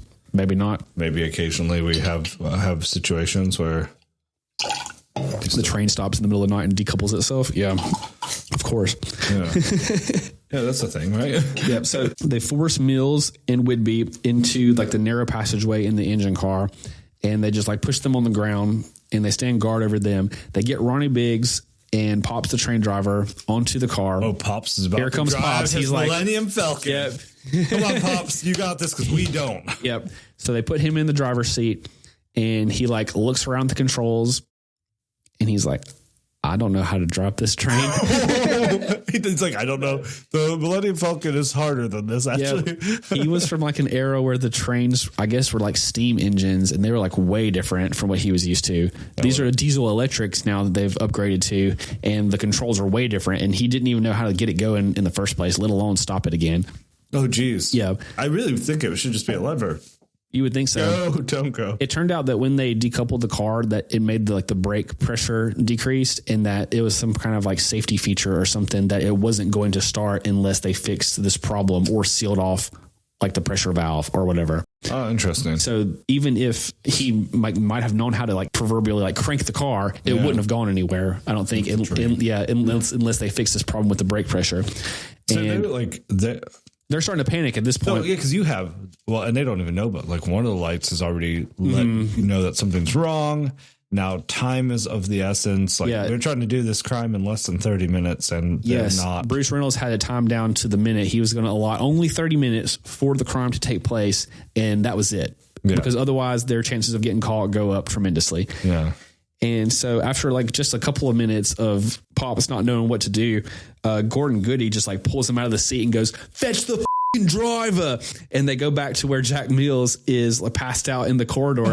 And they're just like, "All right, dude, you got to drive this train for us, or we're going to kill you." Slap the guy who just got knocked out. Poor guy. This guy just... Yeah, this wasn't his day. He already got beat over the head. But luckily, it was not enough to make him forget how to drive the train. So with his head injury and all, they prop him up in the seat, and he's just like slouched up there. But he knows what to do to get the brake pressure stabilized again. He pulls some levers, like disengages some switches, and the pressure starts to rise. The train is ready to go again. Yes, it's functioning. So he puts it in go, and he drives the train with the high value package carriage, the 1 kilometer to the bridge. Okay. Where the rest of the gang is waiting to do the robbery. Okay. So they get there. Now they have to infiltrate the high value package carriage. What do they have in there? A couple guards? They've got 5 postal workers, no guards. No guards. Okay. I don't feel like I'm very scared of postal workers. No. But have you seen a postal worker's legs? Oh, yeah. Mm-hmm. If they knew Taekwondo, they could kick some ass. They totally do. It's like those UPS drivers, because they got those brown like short shorts that thighs are popping out of there, because they've been going upstairs carrying my cat litter and cat food up 5 flights of stairs. There must be actually if actually a postal postal service worker. Yeah, if they were trained in martial arts, they could be very the worst of the worst. But these were just like mail sorters. They're like, this one's A through D and this one's F through H, and they're just got to go through this in London and that, and like they're more likely to get carpal tunnel syndrome than they were to like have big thighs. They had a good flick of the wrist. Yes, but that didn't help stop the 10 robbers who started like smashing the windows to get into the... That would be almost apocalyptic feeling. You're just like hanging out and you're like, that's weird. And then all the windows start going. You're just like, what the hell? I wonder if they had any idea what was going on. Charlie Wilson had a pickaxe and he smashed the window with it. 2 came in through the back door, 2 through the side door. The others came in through the windows. One guy tried to bolt the doors, and when they found out who it was, they beat him up. They punched him in the face. Oh no! So they basically just got beaten to submission at this point. Like in the media portrayal of the robbery, it didn't seem like a lot of people got hurt. It seemed more like a relatively nonviolent crime. Yeah. And the head injury that Jack Mills sustained from being caught to the back of the head ended up affecting him for the rest of his life. I think the rest of the people were probably like okay after. A little bruised up. Yeah, exactly. Like how much does getting punched in the face hurt you? Depends on how hard it is. If it was former boxer Buster Edwards, he could probably has a mean right hook. But Buster Edwards probably hits hard. He probably does. His name is Buster. Yeah, like Buster. Face Buster. He's a nightclub owner too, so he brought that nightclub with him, and he's just like, oh man. So since the mail is currently being sorted, I don't think that there were any like locks to secure the money behind like any sort of like cage or anything. Like there was a cage where the money bags were being stored, but I don't think that they had any trouble getting into that because it was like actively being addressed by the postal workers. So they start forming a human chain to transport the money from the bridge down to their waiting Land Rovers and the Austin Lodestar truck. And there were they're just creating a line. Yeah, there's like pass it like a bucket brigade sort of thing, just like from one guy to the next. And there's 128 bags of cash in the high value package carriage. They are able to move 120 of those before Bruce Reynolds. He doesn't blow the whistle, but he basically says, "Hey guys, time's up. We gotta go." And they're like, "Hey, there's 8 bags left," and he's like, "We practiced this. Like, we can't take any more time. The police are going to be on their way soon." And they're like, okay, so they actually drop one of the bags like mid-human chain on the tracks and the money spills everywhere. But they know that they got to stick to the plan. They have 120 of the 128 bags. Holy crap. In their cars. And you're just like, why don't you just grab the last 8 bags? It took them 9 minutes to move these 120 bags, and each of them weighed 88 pounds. Some of the robbers said later on that this was the hardest 9 minutes of work that they had ever done. It was over 2 tons of money that they were moving. I mean, taking 88 pounds and moving just like doing that. Yeah. Jeez. Mm-hmm. That's why they needed so many guys, because it was to get from this point to this point. Because otherwise, like I was thinking about how efficient the human chain was, and it had to be more efficient than just you take a bag and run it all the way to the truck. And then we make like a circle, like you take a bag and run it all the way to the truck, but they would trip and fall probably and like roll down the hill and the money would go everywhere. I'm surprised they didn't just drop it truck, but I guess they weren't like pick up. I don't think that it was as like cut and dry as it is in our like little diorama model that we have right now. Yeah. It was probably like some bushes and shrubbery and stuff like that. And it didn't overhang it directly. Maybe it did. Who knows? But they didn't want to take that risk. Yeah, they were like, human chain, get right to the truck. Yeah. Okay. And it wasn't like a pickup truck. I think it was more like a covered truck that like an army transport kind of thing. Yeah. So time's up. Bruce Reynolds says that we've got to go. They get the 120 bags onto their vehicles and they start heading back to Leather Slade Farm. On their way back, they're monitoring the police radios as they do, and they hear an announcement come over the radio, and it says, "A robbery has been committed, and you'll never believe it. They've stolen a train," because they found the other, like the back end of the train. Other 8 carts or something. And they thought that the robbers had just like stolen the train. That was like their whole goal, was to like just disappear with the train. They hadn't found that it was empty and it was at Bridego Bridge yet. And so they're listening. They're back at the farm. I think they had the radio with them. Like they were able to I don't know if they were able to tune into it on the car radio, but they probably had, it was like their walkie-talkie sort of thing. You can have a portable radio that can scan for those type of frequencies, even back then. So they head back to the farm. They start celebrating. Could you imagine them being like, "Yep, we stole a train." They were singing, they were pouring drinks, and they were having a good time, even though it was like 4 a.m, but they're running on that adrenaline. Yeah, like adrenaline high right now. Just stole that much money. They load that up right into the house really quickly, or they keep that in the cars, or what? They're going to take it into the house, and they want to count it and see how much they're able to get. Before you go into after they're celebrating, this is the first Legends and Libations of mocktail. Mocktail? Yeah, I've never had a mocktail in my life, dude. Nor have I. This is that same tea. I made an iced tea, and so I've made essentially an old fashioned, but with it rather than whiskey. Okay. So it's, simple syrup, the cherries. I used blood orange, mashed those all together with some simple syrup, filled it up with tea, kept added an extra cherry in it. And let's not forget to throw some bitters on it. Okay. Because it's an old fashioned, right?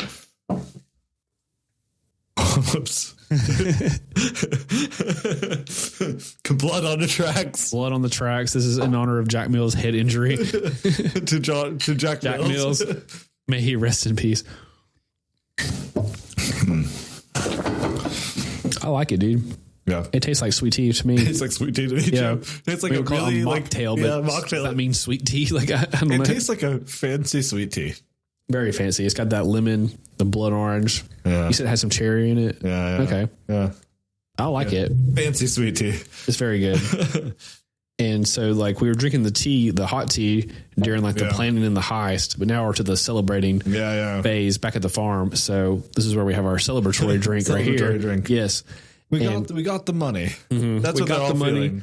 We're counting the money. Bruce Reynolds goes upstairs to like take a nap, get a few hours of sleep, and he says, "Come wake me up when you're done counting the money. Count me the money, boys. Count me the money, boys." Count me the money. So Buster Edwards and Charlie Wilson are like the main ones that are counting the money. But they go wake up Bruce after a couple of hours, and they tell him that it was 2.6 million pounds.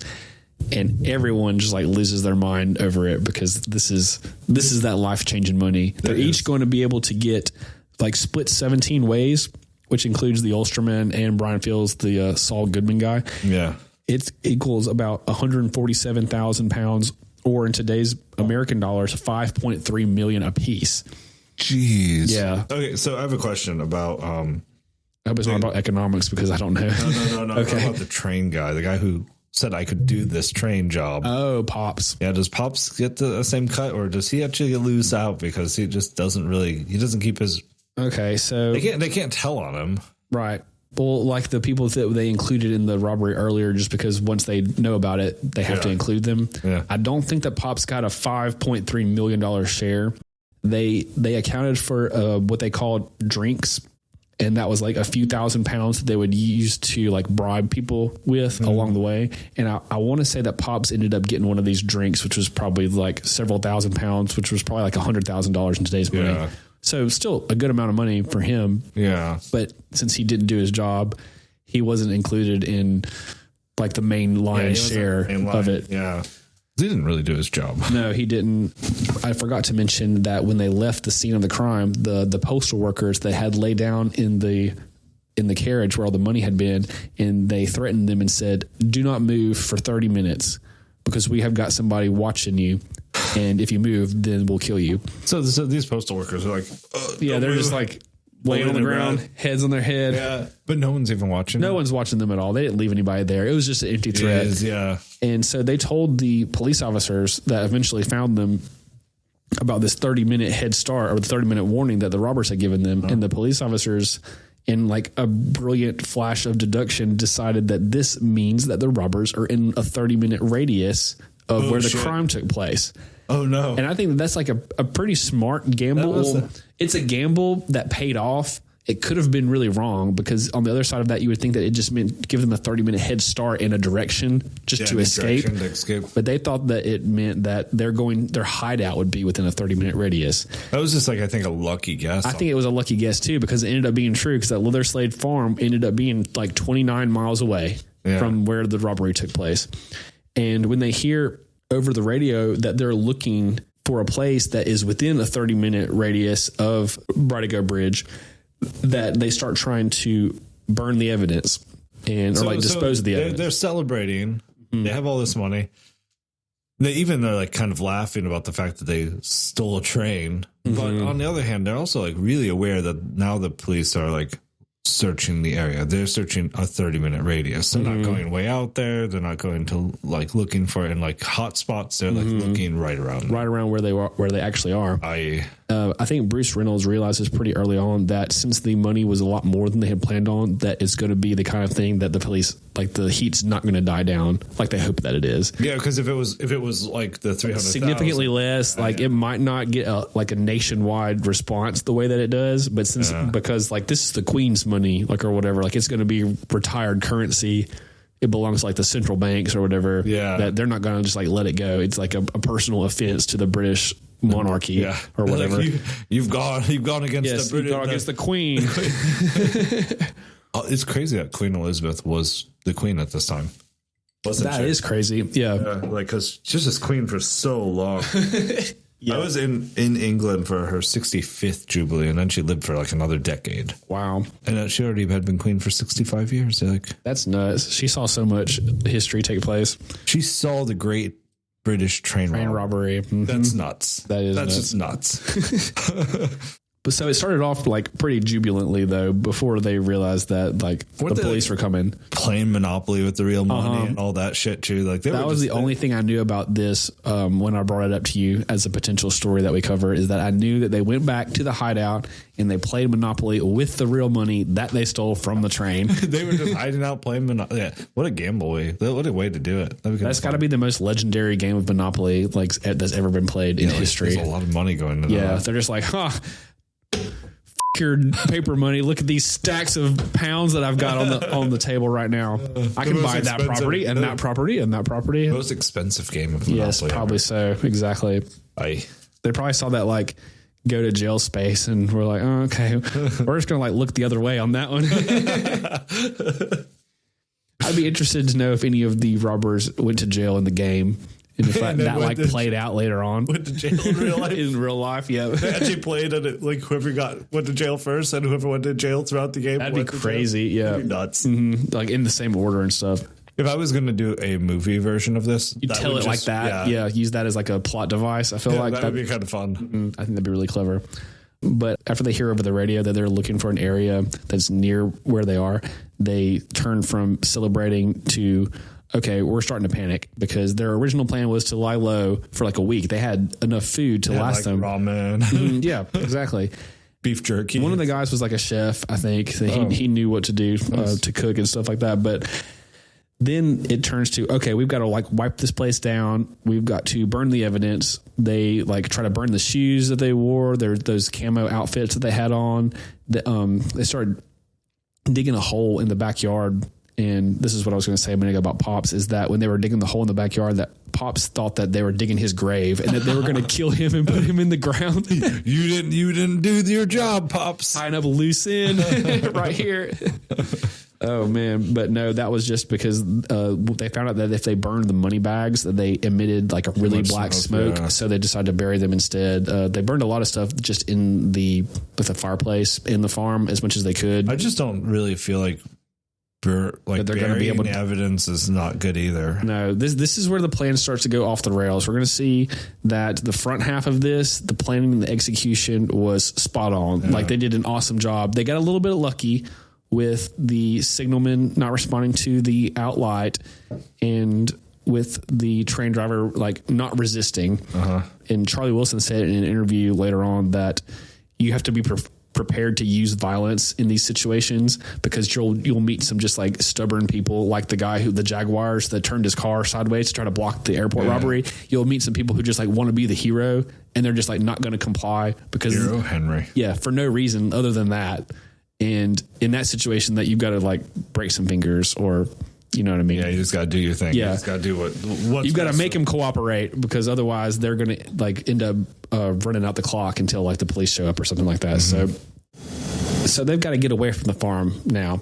Yeah. And got to divert. There's no way you can stay here. Not if they're checking out all these places within the 30-mile radius. So this is where it kind of falls apart. They didn't plan the back half of the crime near as well as the front half. Like a mullet. Plan for the front, didn't know what to do with the back. This is the mullet of crimes. That's great. I love that, Jesse. So they pretty much didn't have a way.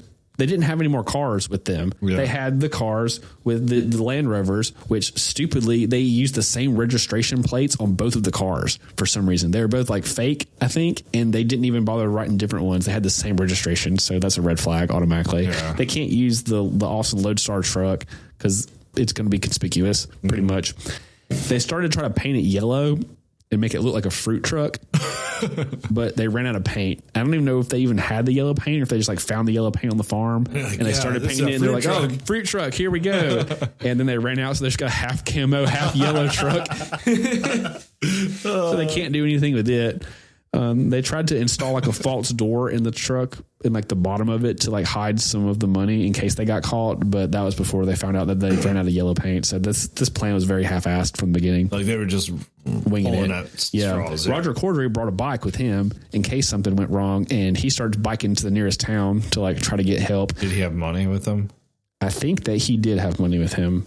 Bruce Reynolds walked 7 miles to go to the nearest place that had a phone where he could call Brian Fields, the law clerk, and get him to improvise a convoy with his wife. So they brought a few cars to the farm. This is before the police blockades and stuff had happened. Yeah.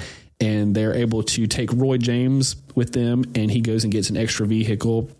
Roy James. They start ferrying people back to Brian Field's apartment, and that's where they're going to like lay low for the night. And I think that because Ronnie Biggs and Pops were kind of like disgraced from their poor performance in the robbery, that they were just kind of like left to fend for themselves after they got out. Oh no! But they were able to escape. Like Pops never ends up being identified, so he is always called Pops. Yeah, he's just always called Pops. He was probably pretty old already, and he was. Yeah, died with his little. I heard that he started going senile and just like started talking and like kind of spilling the beans later on, but they didn't know if it was the dementia talking or if it was like actual people he was naming and facts that he was talking about. So it could be some crazy guy that could have been him. Yeah, exactly. But he's small potatoes when it comes down to it. So the robbery took place on August the 7th, and by August the 13th, the farm had been discovered. Didn't they have a plan to like get rid of the farm? Oh, yes. Okay. Yeah. So Brian Fields arranged for this guy named Mark to burn the farm. Mark the fire. I don't know what his last name is. Mark Smith. The farm fire burner. Mark Firebomb. Firebomb. Mark's going to come destroy the evidence because, I mean, they couldn't like Clorox wipe everything down because they didn't have the Clorox wipes with them, I guess. But we got to buy him from Walmart. Before, yeah. So Mark is the next best thing they've got, and he's going to come burn the farm with all the evidence. But they give Mark one of these like drinks of like the few thousand pounds, and he does a runner and like just like leaves the country with the money. He's like, well, thank you for the money. Thank you very much. It will be burned down. He doesn't burn the farm down at all. Bruce Reynolds and Charlie Wilson like go to make sure that the farm got burned down. And as they approach it, they see like the police tape and stuff. And they realize that the farm has been discovered and it's not burned down. Mark didn't do his job right. They go and find Brian Fields, and Charlie Wilson is about to like beat the shit out of him. And they have to hold him back because he was so angry that he was just going to kill him right there. Because you're thinking all the like fingerprints left at that place from the Monopoly board, Monopoly game, from the buried, half painted car, like just a whole bunch of all bullshit. The evidence is there. Yeah. Since they didn't burn it down and they can't go back to it and burn it down, they've got to just try to disappear or try to escape as best they can. But the deck's kind of stacked against them, and that's because that's who like London law enforcement has on the job. Do you want to tell us a little bit about that, Jesse? Yeah, geez. They have the Sherlock Holmes. If they just had anyone, like if they just had like a regular guy, they probably would have got away. Mm-hmm. But you know who's given this job? Who's that? Tommy Butler. Tommy Butler. Yeah, if we were thinking about the trained autistic characters, he's like the crime autistic. Oh yes, he is. He's that like guy that's the hall monitor in school, and he works his way up. He works his way up to be second to the crossing guard. Then he is the police officer, like volunteer police officer, and then real police officer. So him just as a person, he rapidly rose through ranks, even when he joined the That's what I was saying. Mm-hmm. He did it all. Mm-hmm. He would work 17 hours a day. How did he have time for anything else? He didn't. He just didn't. Well, he did. He had a girlfriend, which I do not know how he had a girlfriend. I don't either. He lived, but they lived. Do we have any evidence of her existence? They lived with his mom. Wow. Even less. There's a lot here happening. You're just like, really? Was it an AI girlfriend? She was his girlfriend was a clipper or a bus driver. In the Barnes, England. Yeah. Never would have guessed that that's what that meant. Yeah, it was in Southwest London. He had no social life, as one would expect. Mm-hmm. And he spent most of the second half of his career all the way up to retirement obsessing over this. Obsessing. Like web drawn. We're going everywhere. Oh, yes. He was like, he's that guy. Tommy Butler was like, this is my life mission. When he found them, it was like when Batman was trying to discover Joker. It's like he became obsessive. He couldn't think about anything else except for this. He's described as being just 5 9/4, which is a weird way to talk about him. He's tall, slim, had a hairline already when he started, like just receding hairline. Dark eyebrows, and it said he had described him as a Mr. Punch nose. Which, if you look at those like old like British puppets. The Mr. Punch has like the long red Mr. Punch nose. Okay. Where does that come from? It's like a nose that you want to punch, or I think he was just called Mr. Punch. I think it was because he's annoying. It's probably like a brand or something like that. Maybe. Yeah, okay, something like that. Like a puppet nose. Mr. Punch nose. Butler was a non-smoking virtual teetotaler. Yeah. So like he hence why we're drinking tea today. The tea, yes. Yeah. So this tea, of course, did come from like Scotland, which this train came from Scotland and from Glasgow, and it moved all the way down, and we have this kind of it really ties in nicely. Crazy like British man who's like he's drinking tea and trying to work 17 hours a day if you're not drinking some tea and doing some coke, probably. But he's a teetotaler, so. He was obsessive in playing his cards close to his chest. He never he didn't want to talk to the media. I don't think. Not at all. They for a long time were unsure like if he would find him, but he just that type A tedious. He was tedious to work with. He would even at night, whenever he would get his officers' reports, he would stay later and rewrite them to correct the grammar. Wow, that is meticulous. He would not take his squad car home. He would actually park it away from the house and then connect with like a bus so that no one knew where he lived. That's weird. It's kind of a smart move, I guess. Okay. He had a 6-man crew that he put on this called the Flying Squad. The Flying Squad. And they were the ones sounds cool. Who were supposed to like discover the robbery. Butler was also keen to pursue, like as he was keen to pursue the robbers, even as he was supposed to like retire at 55, he postponed his retirement. Just for this. So he could stay on this. They did not want him to stay on it, but he did. Of course. He couldn't retire while this was still ongoing. No, he was too into it. Like his character. I mean, he did actually accomplish so much with it. Oh yeah, he did. They were able to lift a lot of evidence from the farm, weren't they? Yeah. They ended up getting fingerprints from the Monopoly board. Jeez. They got it from like ketchup bottles, from like the edges of the bathtub, because apparently some of them had taken a bath or something. Yeah. They found some like paint that matched the paint on Gordon Goody's boots later on. And all of this ends up being what ultimately puts a lot of them away. But the first person to fall, the first domino, by like a stroke of really bad luck, is Roger Corddry, because he meets up with his friend William Bull and is like, hey, Bill, can you find somewhere for me to like lie low for a while? I've just like done this job. I'm not going to give you a lot of details on it, but the heat's on me. The pressure's rising. Yeah, I need to escape. I got to lay low for a while. Yeah. And Bull was like, oh yeah, there's this town 2 hours away where I've got some friends and they'll be glad to keep you for a while until things die down. And so him and Bull go to this town, and it turns out that his friends don't even live there anymore. So like, how good of friends were they really to begin with? Yeah, they're like, we don't live here anymore. So Roger Corddry's like, well, what are we doing? We're here, and like I can't go back home because the police are looking for me necessarily. Like maybe not for him specifically, but he's worried that they are. He's got all this money with him in the suitcase in his car, and they need somewhere for them to park the car and for them to stay for the night. And so they end up renting a garage for the new car from this woman. And they pay her 3 months in advance in cash. And they're a little like shady looking a little bit. Yeah, she's suspicious. She's suspicious of the cash. She's suspicious of them. Wow, they paying in advance. Wow. Most people, you have to like get the money out of them. These people are like eager to pay me money. There must be something going wrong. Oh, and she was the widow of a police officer. Oh. So she immediately reports their suspicious activity to the local police.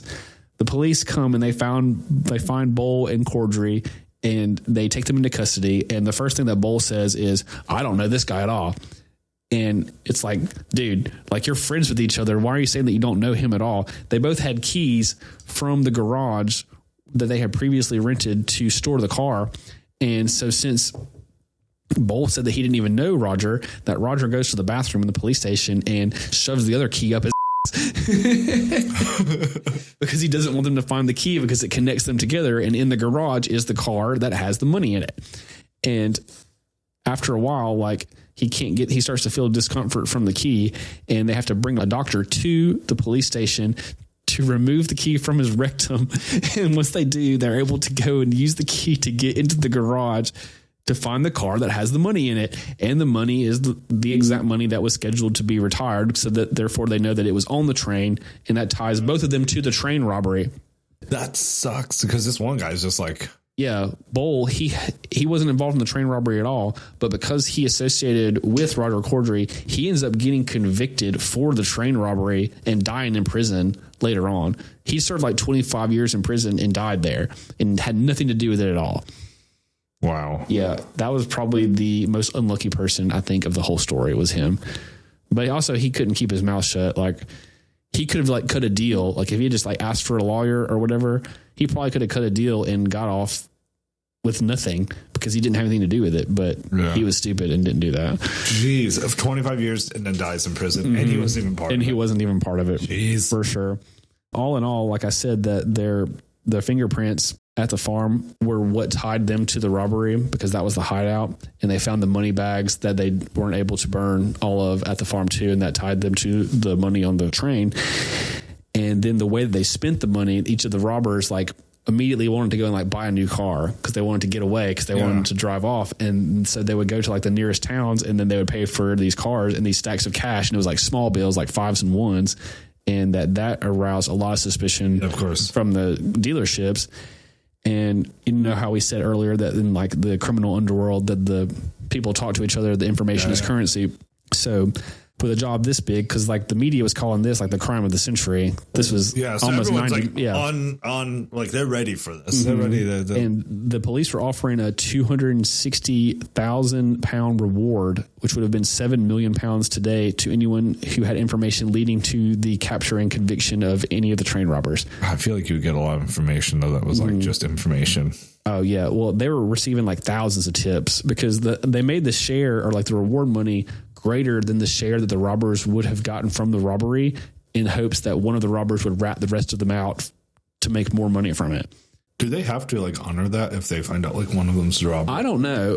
I feel like they would cut them a deal maybe, but can they just like double cross them and be like, no, you were involved in it? We're not. I think that's what lawyers are probably for though. Yeah.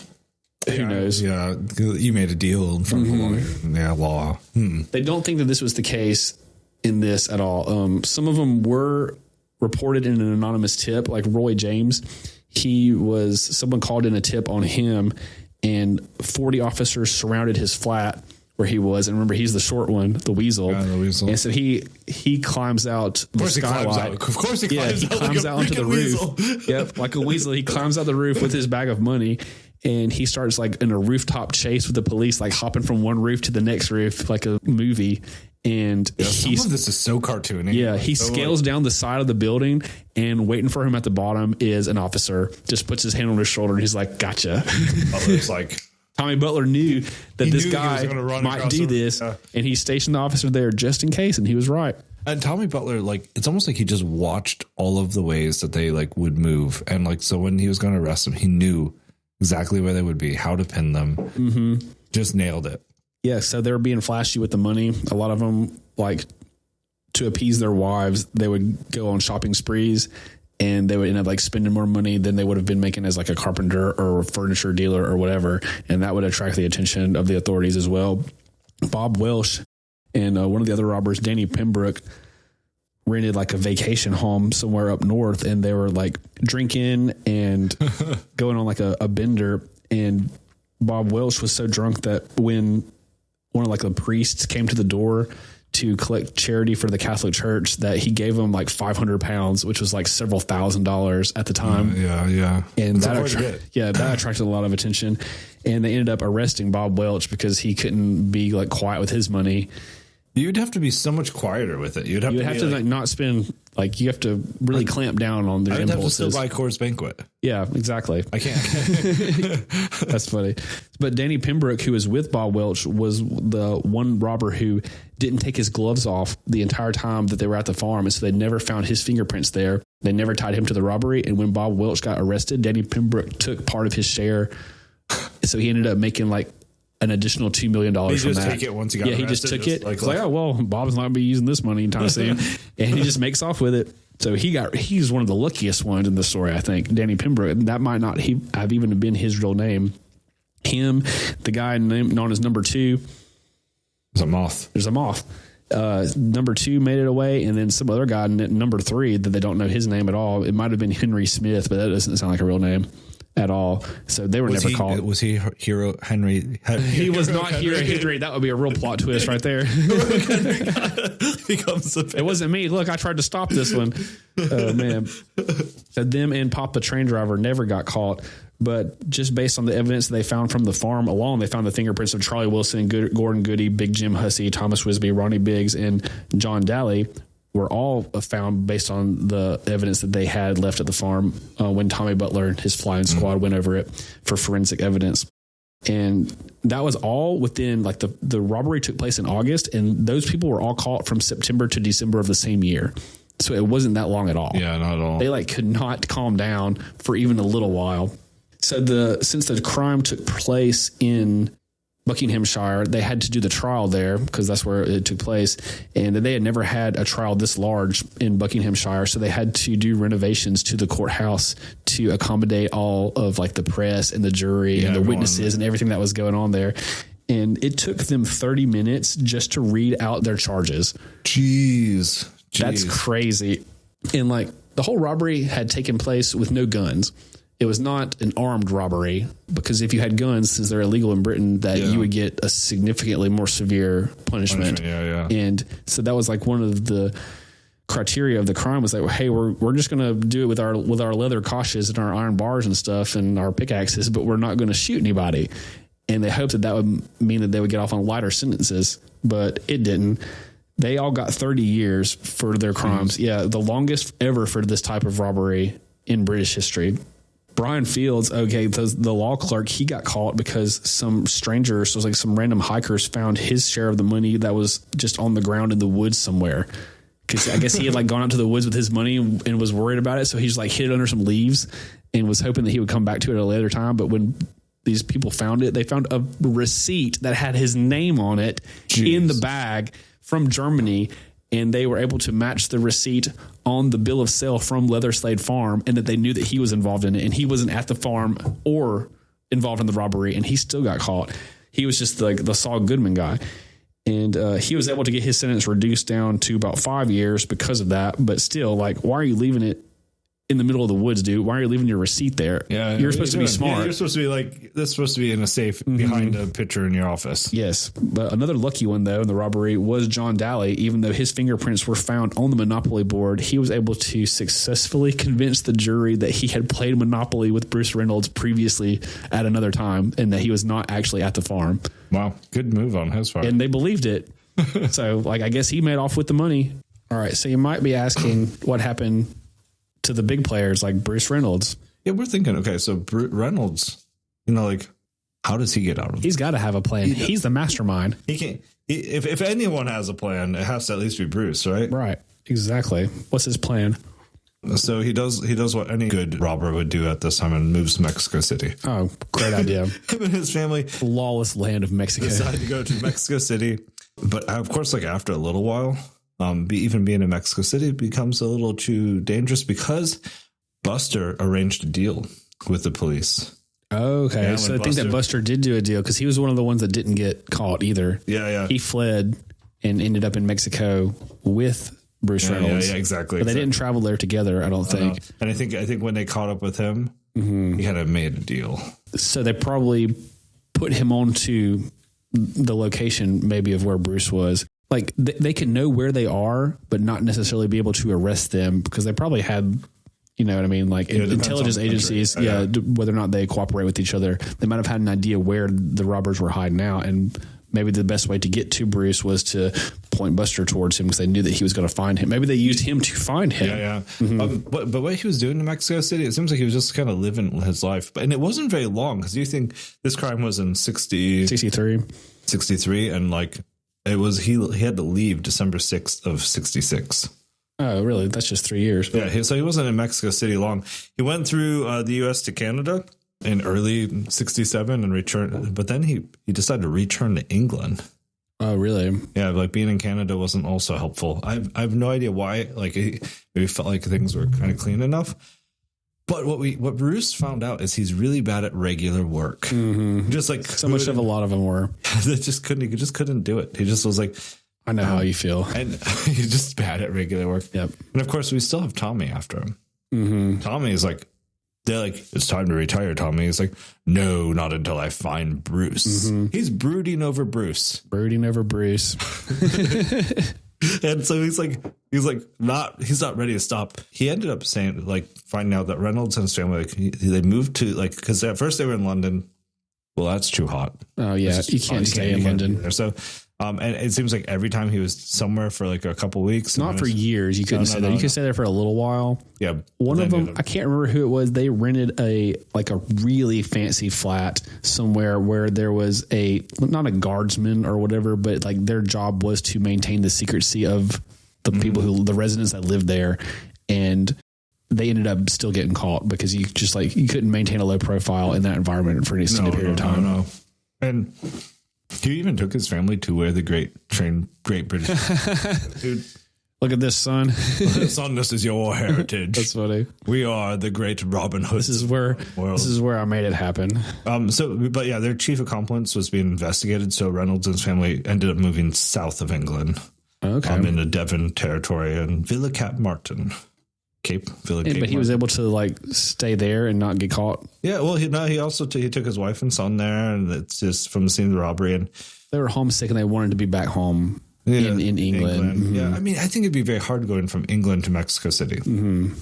It sounds fun, but in reality, it's probably a really big culture shock. Yeah, definitely for raising a family. Yeah, mm-hmm. Yeah, I feel like that's not the world's not as connected. Yeah, then as it is now. I don't know how was their Spanish. Probably non-existent. Well, it happened early on November 8th, 1968. Nicholas Reynolds, his son, hears the doorbell or a knocking at the door. Who is it? So his son goes to the door, opens the door after it was rung, and a dozen police officers swarm into the house. And like as they piled into, like they went pretty much like zoomed right into the room where Bruce Reynolds was sleeping. And like they're all like their guns, they're all like ready. Yep. Maybe they're sticks, maybe they'll have their sticks. Their batons.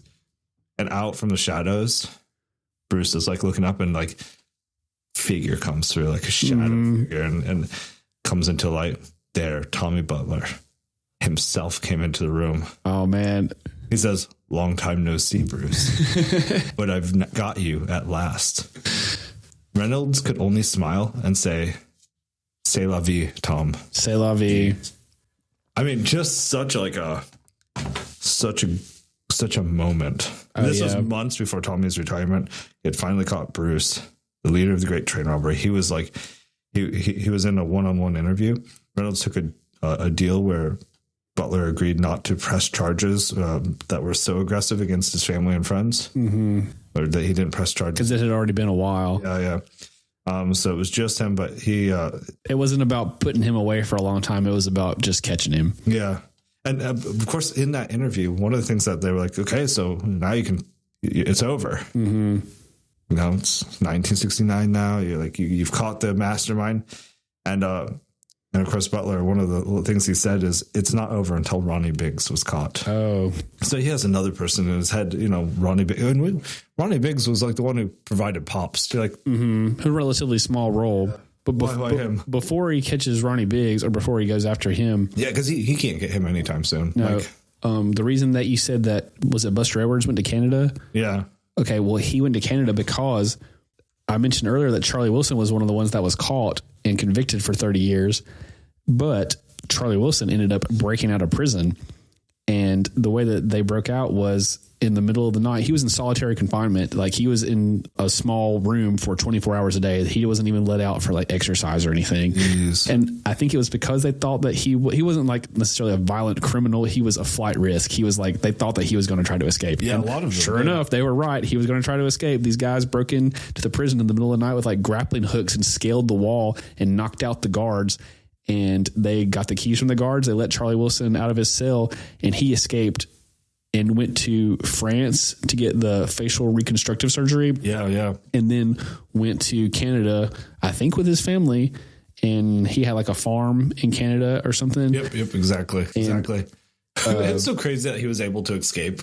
I think that you're onto something. Throwing something over the wall. And That's like a movie as well. But I think that you're onto something saying that Buster Edwards might have led them to these other members of the gang, because in Canada, even though it's one of those nations that's like part of the Commonwealth, it's part of like the British, they have an extradition policy with Britain. And I don't know why Charlie Wilson decided to go there as opposed to somewhere like Mexico, like Bruce Reynolds did. But Buster Edwards did show up and try to entice him to get back into a life of crime. And he told him no. But then later on, Tommy Butler shows up at Charlie Wilson's house in Canada with 50 of the Royal Canadian Mounted Police surrounding his place and is like, it's time to go, Charlie. We finally found you. Jeez. And he ends up going back with him. Tommy Butler must have been like really? On a high horse. 50 Monties around him, just riding their horses. I mean, they probably didn't have a lot else to do though. He probably felt literally Tommy Butler in the 1960s probably felt like a knight. Probably because he had all these horsemen ready to arrest this guy. And it was crazy that he went all the way to Canada to get him. Yeah. All the way to like show up personally to do it. I love how, again, in this kind of like context of this crime, even like the kind of investigator is very movie-esque. Like everything is projecting this kind of scenic views where you're just like, the characters have those personalities that just like translate really well to film. Yeah. Apparently Charlie Wilson, he served some of his time and they all got out on like parole and good behavior. Like no one served more than like 12 years except for Bull, who died in prison. But wasn't even part of the crime. Right, wasn't even part of the crime. But Charlie Wilson like ended up getting into even like harder crimes and stuff like that later on, because he got in trouble for dealing amphetamines at some point. I want to say like the 80s or 90s, and he ended up getting assassinated by like a rival gang, broke into his house and shot him and killed him. Jeez. So I don't know. He didn't get to live the life that he wanted to. The train robbery was the gateway. The train robbery was the gateway. Crime. Yep. Yeah, Charlie Wilson's like story was just intense. Yes. I love how he escaped prison and like none of them got caught. Yeah, that was really cool. Just boom. Grappling hooks go over. He's got like, where do you even get a grappling hook? Amazon. Grappling hooks. We should sell those in our online store. Yeah. Do you want a Legends and Libations grappling hook? That's funny. From the great train robbery. Some memorabilia. There we go. Okay, so I think we've got one more who has evaded capture, but not initially. Not initially. Yeah, Ronnie Biggs initially does get caught. His fingerprints were at the crime.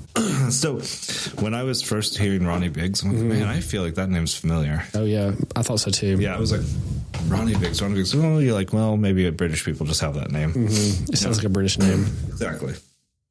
Well, it was from the Sex Pistols. So I used to be like kind of a punk rocker myself. You know, I used to have like the mohawk, huge mohawk, and Hawaiian shirt, leather jacket kind of situation. I had like these blue, like these artillery boots that I spray painted blue. We'll put a picture up, guys. That's funny. It was ridiculous. But I was thinking, I was like, man, Ronnie Biggs, didn't he sing on a couple of their songs?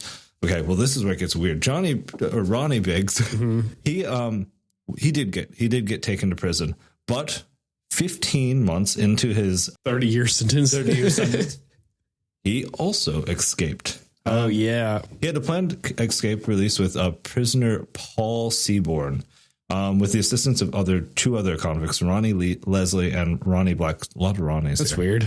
Ronnie is a common name. Exactly. Eric Flowers, a friend of Biggs, helped him escape. They pretty much got like a van on the other side.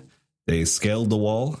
The four of them jumped over, got out, and I think even a guard saw them, but all the other prisoners like, oh yeah, that's what I heard too. They stopped the guard from doing anything with it. That's pretty awesome. Even though if you're not going to escape, you could help somebody else escape by like tackling this guard in this crucial moment. But already you can tell Ronnie Biggs must have had like a real like influence even into prison, where people are like ready to kind of defend him to get out. So interesting. Probably because he spent so much time in prison earlier from being bad at crimes.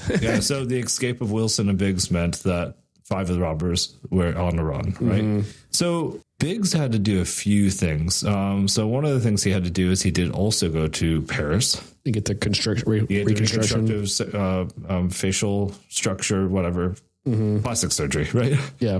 And then he decided to move to Sydney, like Australia, with his family to the seaside suburb of Glendale. I don't know, whatever. It's all, I was going to say pick somewhere that also speaks English that's far away. Yeah, but then exactly. it's hard to pronounce still. So there is some things to like look at, like with his money. So he was being flashy with the money? He wasn't, or was it just flashy. being expensive to be able to run? Biggs and his family arrived in Sydney in 1966. They had spent all but 7,000 of their pounds. Oh, so they were just spending it being on the run pretty much. So 147,000 is what his share was from the train robbery. That's 3,900,000. Yeah, which is so much. So 40 out of the 147,000, 40,000 was spent on plastic surgery in Paris. Crazy. 55,000 paid as a package deal to get him out of the UK to Australia, and the rest on legal fees and expenses. So all that money to end with 7,000 pounds. Kind of a bummer. It is. But even there, that's part of the Commonwealth. He couldn't stay there. Right. So he had to kind of like he wanted to do also the gentleman crook thing. Yeah, like Bruce Reynolds did. He was like, this is who I am. So he ended up leaving and going to Brazil because there was no deals with Brazil for them to like extradite somebody. Yeah. They wouldn't send him back. Now this kind of ends up like kind of a tricky place because he can't really work because they know he did a crime. He's convicted for it. For it.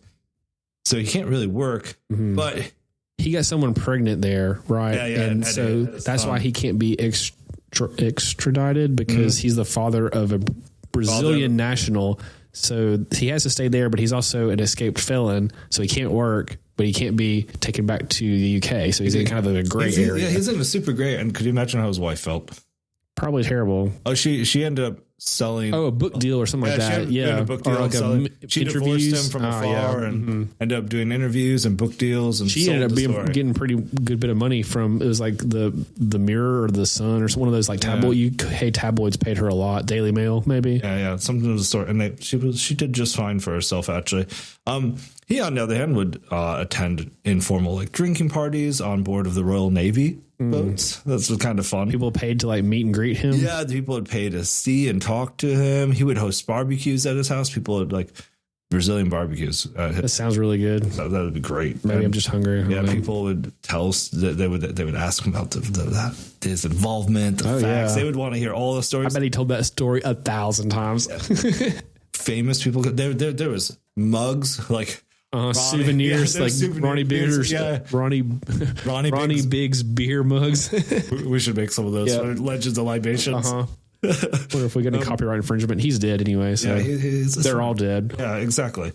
There's T-shirts even, and also like a lot of these like rising punk rock bands in the 80s, early 70s, or late 70s, or early 80s. This is first wave punk are like embracing this kind of robber against the system, like.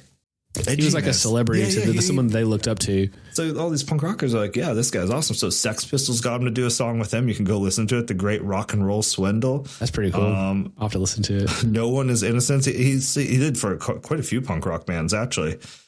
He just would do things with them, like from Germany, from England. I think there was one from Switzerland or something. Anyways, he would just get on. You don't even have to be good at singing to do punk rock. Yeah, you could just you could be like the Sex Pistols. Yeah. Sing off key and it's all the better. Yeah. It's counterculture. He even had like they added they would overdub like and add the English studio onto like it's just so crazy because they would make it from afar and have him send his parts. I see. Now in 1981, Biggs was kidnapped by a gang of British ex-soldiers. Which a gang of British ex-soldiers? What's that? It's people that like what do you call it? MI5 or what their version of the CIA pays to like do the extra dirty work because they wanted to get him to somewhere where they could extradite him. Is that the idea? Yeah. Okay. Did it work? Well, so the boat they took him on, they actually suffered mechanical problems. Oh, he's so lucky. Not Barbosa. Barbados. Barbados, yep. And it's stranded kidnappers and Biggs. They would end up being rescued by the Coast Guard there. who just sent him rather than they were hoping to get like the British police, but they ended up just taking him back to Brazil. They're like, come on, guys. Come on. This is dirty. Yeah. This feels bad. He was also in an Argentinian band. That's cool. Band, which I don't know what band that is, but I want to find out. What an interesting life. Now, in May 2001, at the age of 71, he had suffered 3 strokes. And so Ronnie Biggs actually voluntarily went back to Britain. Did they put him in jail? Yeah, he was promptly arrested. Promptly. Oh, man, after like 40 years. Yeah, he's 71. Yeah. Oh, man. On August 2009, though, so after just 8 years, they were like, he's like old and not He's almost 80 great. at this He's point. sick. So on compassionate grounds, they thought he was actually going to die that year. They let him because he had like what's that one if you have like cough in your chest and Pneumonia. And so they were like, well, he's going to die anyway, so let him be free. He ended up not dying though. Faking it. There's wonder because like his lawyer was like, this man is going to die. There is going to be no Lazarus coming back from the dead. He is ill. He is seriously ill. That was what his lawyer had stated. And so they're like, yeah, you know what? Move him to the hospital. That sounds like a quote that you say when you're trying to like fake it. But then Biggs stated, I've got a bit of living to do yet. He just felt better. Yeah. I might even surprise them all and last until Christmas. Did he? Yep, he lasted until 2013, actually. Biggs died in 2013 at the age of 84. Wow. So, yeah, he actually lived quite like 4 or 5 more years from that. Well, 6 I more want to say years. he was probably the longest to live out of any of the train robbers. He even went to Bruce Reynolds' funeral. Oh, wow. Yeah, he was able to go to that. Can't stay away from Bruce. No. He of course, he is like kind of a divisive figure, but he becomes this punk rock kind of like symbol Like icon. against the system, stealing from the rich. That's so But, cool. I mean, it's crazy because like he's actually like he wasn't good at crime and he wasn't really like anything big. And he wasn't giving it to the poor. Or He was, but he gets this heroic status just because he's against. It was just like a victory of the little guy over the establishment. Mm-hmm. And they did a lot of like the media played a big role in the train robbery as it unfolded. And you would see interviews from the time where they would ask people on the street, well, do you side with the robbers or do you side with the police? And it was pretty much like an equal split, 50-50. That's half of them wanted the robbers to get away with it. And like you expect people to be on the side of the police, but you don't expect so many people to be with the ones doing the crime when there's nothing in it for them. Yeah, they're not like it really wasn't anything. Mm-hmm. It was just like the romanticism and the excitement of it. And of course, also like after the World Wars, there was kind of like a mistrust of like the systems. Mm-hmm. Like you remember when the governments, were murdering people? Mm-hmm. I mean, I feel like the great distrust of systems happened. Started after World War II. Mm-hmm. They began and they saw what are governments good for. They questioned religion changed, the idea of government changed, everything after the World Wars. This is the output of it. They're like, actually, maybe the robber is the good guy. Yeah, I can see that. Because like maybe these powers actually maybe everything always exists for the war. Yeah, and this is not the only option. So anything that hurts them, the enemy of my enemy is my friend. And of course, again, that anarchist is like, I mean, the Sex Pistols are like anarchy in the UK. Pretty much be an antichrist, be an anarchist, be like the queen against the system, anything against the system. And so this was just against the system. And so therefore it was heroic. The virtues of the punk rock movement were found in it. And so there was. And that's part of what makes this story legendary. Yeah. I feel like, yeah. Well, let's talk about the winners and the losers pretty much of this, because like I'd say Ronnie Biggs was kind of a winner. He lived a full life. He got to live in Brazil. He had a very Brazilian exciting barbecues, get to be in punk rock things. I feel like his life had. He did have like those 8 years he was in prison, but like that was at the end. Yeah, I mean, and he still got out of that one. Yeah. For being a bad robber, I feel like he definitely was. He got a W. He got a W for this. You had Danny Pembroke, who got part of the other guy's share and always wore his gloves, never got caught. Absolute W. Yep. He wins. Henry Smith never got caught. Probably not his real name. Number 3, don't know his name at all. Never got caught. So these people all had several $1 million. Number two. Yeah, one of those was number 2. I think Henry Smith was referred to as number 2. I don't know. I think Pops even gets a W here. Like it's like a punitive. Didn't get caught. Didn't get caught, but and he did die. He got a participation trophy. Yeah. And then the real losers, you've got William Bowl. I'd say he was the worst one. He's like the loser of losers. Yeah, He's not even involved in it. He like gets it. Let's see. What do you think about whether or not a robbery like this could take place today? Could a robbery? Because like nothing like this has happened in a long time, I feel like. I don't even know how you would do it now because of how connected technology is. Mm-hmm. Like I feel like cybercrime is the new kind of crime, which isn't cool. Have you seen it's a Spanish, you'd probably like it. It's a Spanish show on Netflix called Money Heist. No, is it good? It's about a robbery that takes place in Spain, and they kind of get the public on their side, and they're able to like pull it off. I think you would like it a lot. It's really good. But in America, you wouldn't be able to do that because a lot of this depends on like hostage situations and stuff like that. But if it was America, they would just like go in and shoot everybody because everybody has guns.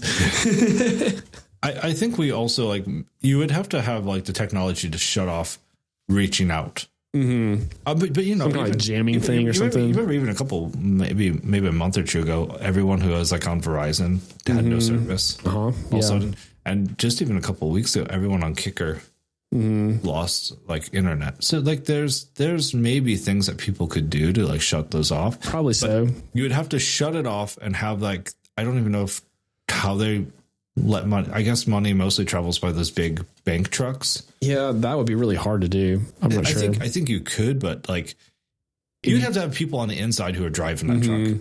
I think that they have things where like if you're trying to steal some like sealed banknotes that are in some kind of transportation thing, that they have like an ink thing that will disperse on the banknotes that like marks them as being robbed, and it will like easily identify them as being stolen money. So you can't like spend them in places. But you could maybe take them to India and spend them. Maybe so. Exactly. They probably don't have a problem with that.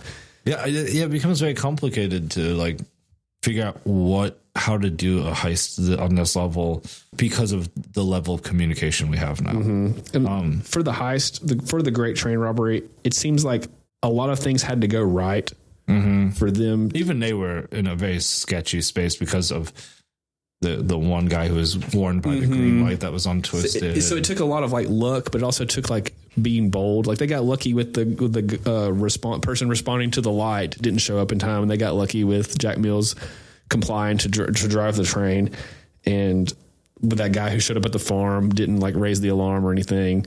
But they also were like really bold. I feel like the plan was very daring because they attempted something that hadn't been done before, and they were able to do it because they were the first ones to try to rob like a train on this scale. Yeah. And they were able to like catch everyone off guard. Yeah. Cause like once this happens once, then the security has been beefed up everywhere else. They were already in the process of doing that, and you wouldn't be able to do it again. Yeah. So they had like luck was on their side, and like the simplicity of like the glove and the battery, and there's some stuff that was just like really easy. They didn't overcomplicate things at all, which like it came to bite them back in the foot. Like later on with trying to like paint the truck and not having a plan for like what to do with the evidence later on. They didn't think quite on that end part. No, but I still think that this was a pretty legendary heist, and that's why I would give it a 9 out of 10. I think as far as legends go. I'm going to give the beginning of it a 9, but the second half I'm going to give like a 7 because they really did not have a plan. So I'm going to go solid 8. So split it in the middle and do like a 8.5. Okay, let's give it 8.5. 8.5. Very fun to read about. Very fun to. Oh, very cinematic. Yeah. Apparently, there's a movie called Buster that I think follows Buster Edwards' point of view, and he's played by Phil Collins, cool. Surprisingly. But I've not seen it yet. I just learned about it like today. I feel like this whole like thing was very cinematic. Like so many of the last. There should be a modern movie based on Butler was such a good, like he would be fun to follow. Like, they should make this a show. He was kind of like Tom Hanks' character in Catch Me If You Can. That was cool. The drink. Okay, so this is non-alcoholic, so this is definitely different from what we normally do. This is the Isla whiskey tea. So should we rate it against other non-alcoholic drinks that we drink? Like better than like a 7-Up? I think it's better than that. Yeah. For teas, I really like this one. It's smooth. It's smoky. It's not overly powerful. You can brew it twice. It has that complex flavor that sometimes we're missing in other drinks that we make. Yeah. Because sometimes it's just like one flavor. But this one has a lot of movement in it. The mocktail is kind of fun too with it. Even though the mocktail just tastes like fancy sweet tea. But I like that. Yeah, with a smokiness to it, right? I'm going to go ahead and give this tea as a tea. I'm going to give this tea a 9. A 9? Yeah. I think I'll give it a 9. We can say this tea is a 9. This tea is a 9. I might put an asterisk beside it, like a non-alcoholic. Which could happen. Caveat. We could occasionally have non-alcoholic drinks. Oh, yeah. The libation does not have to be alcoholic. Yeah, exactly. This is still viceful because of the caffeine. The Mormons would not like this. Oh, yes. Yeah, so that's our barometer for what the Mormons would and would not do. That's funny. But we are up to 350 YouTube subscribers now. Yeah. So we're looking to reach 500 before the end of the year. So that's our goal. Our New Year's resolution is to get to 500 this year. Help us get there. Share, get a glass or a mug. Yeah, go get a glass or a mug. Maybe one day we'll have flask. I'm working on that, hopefully.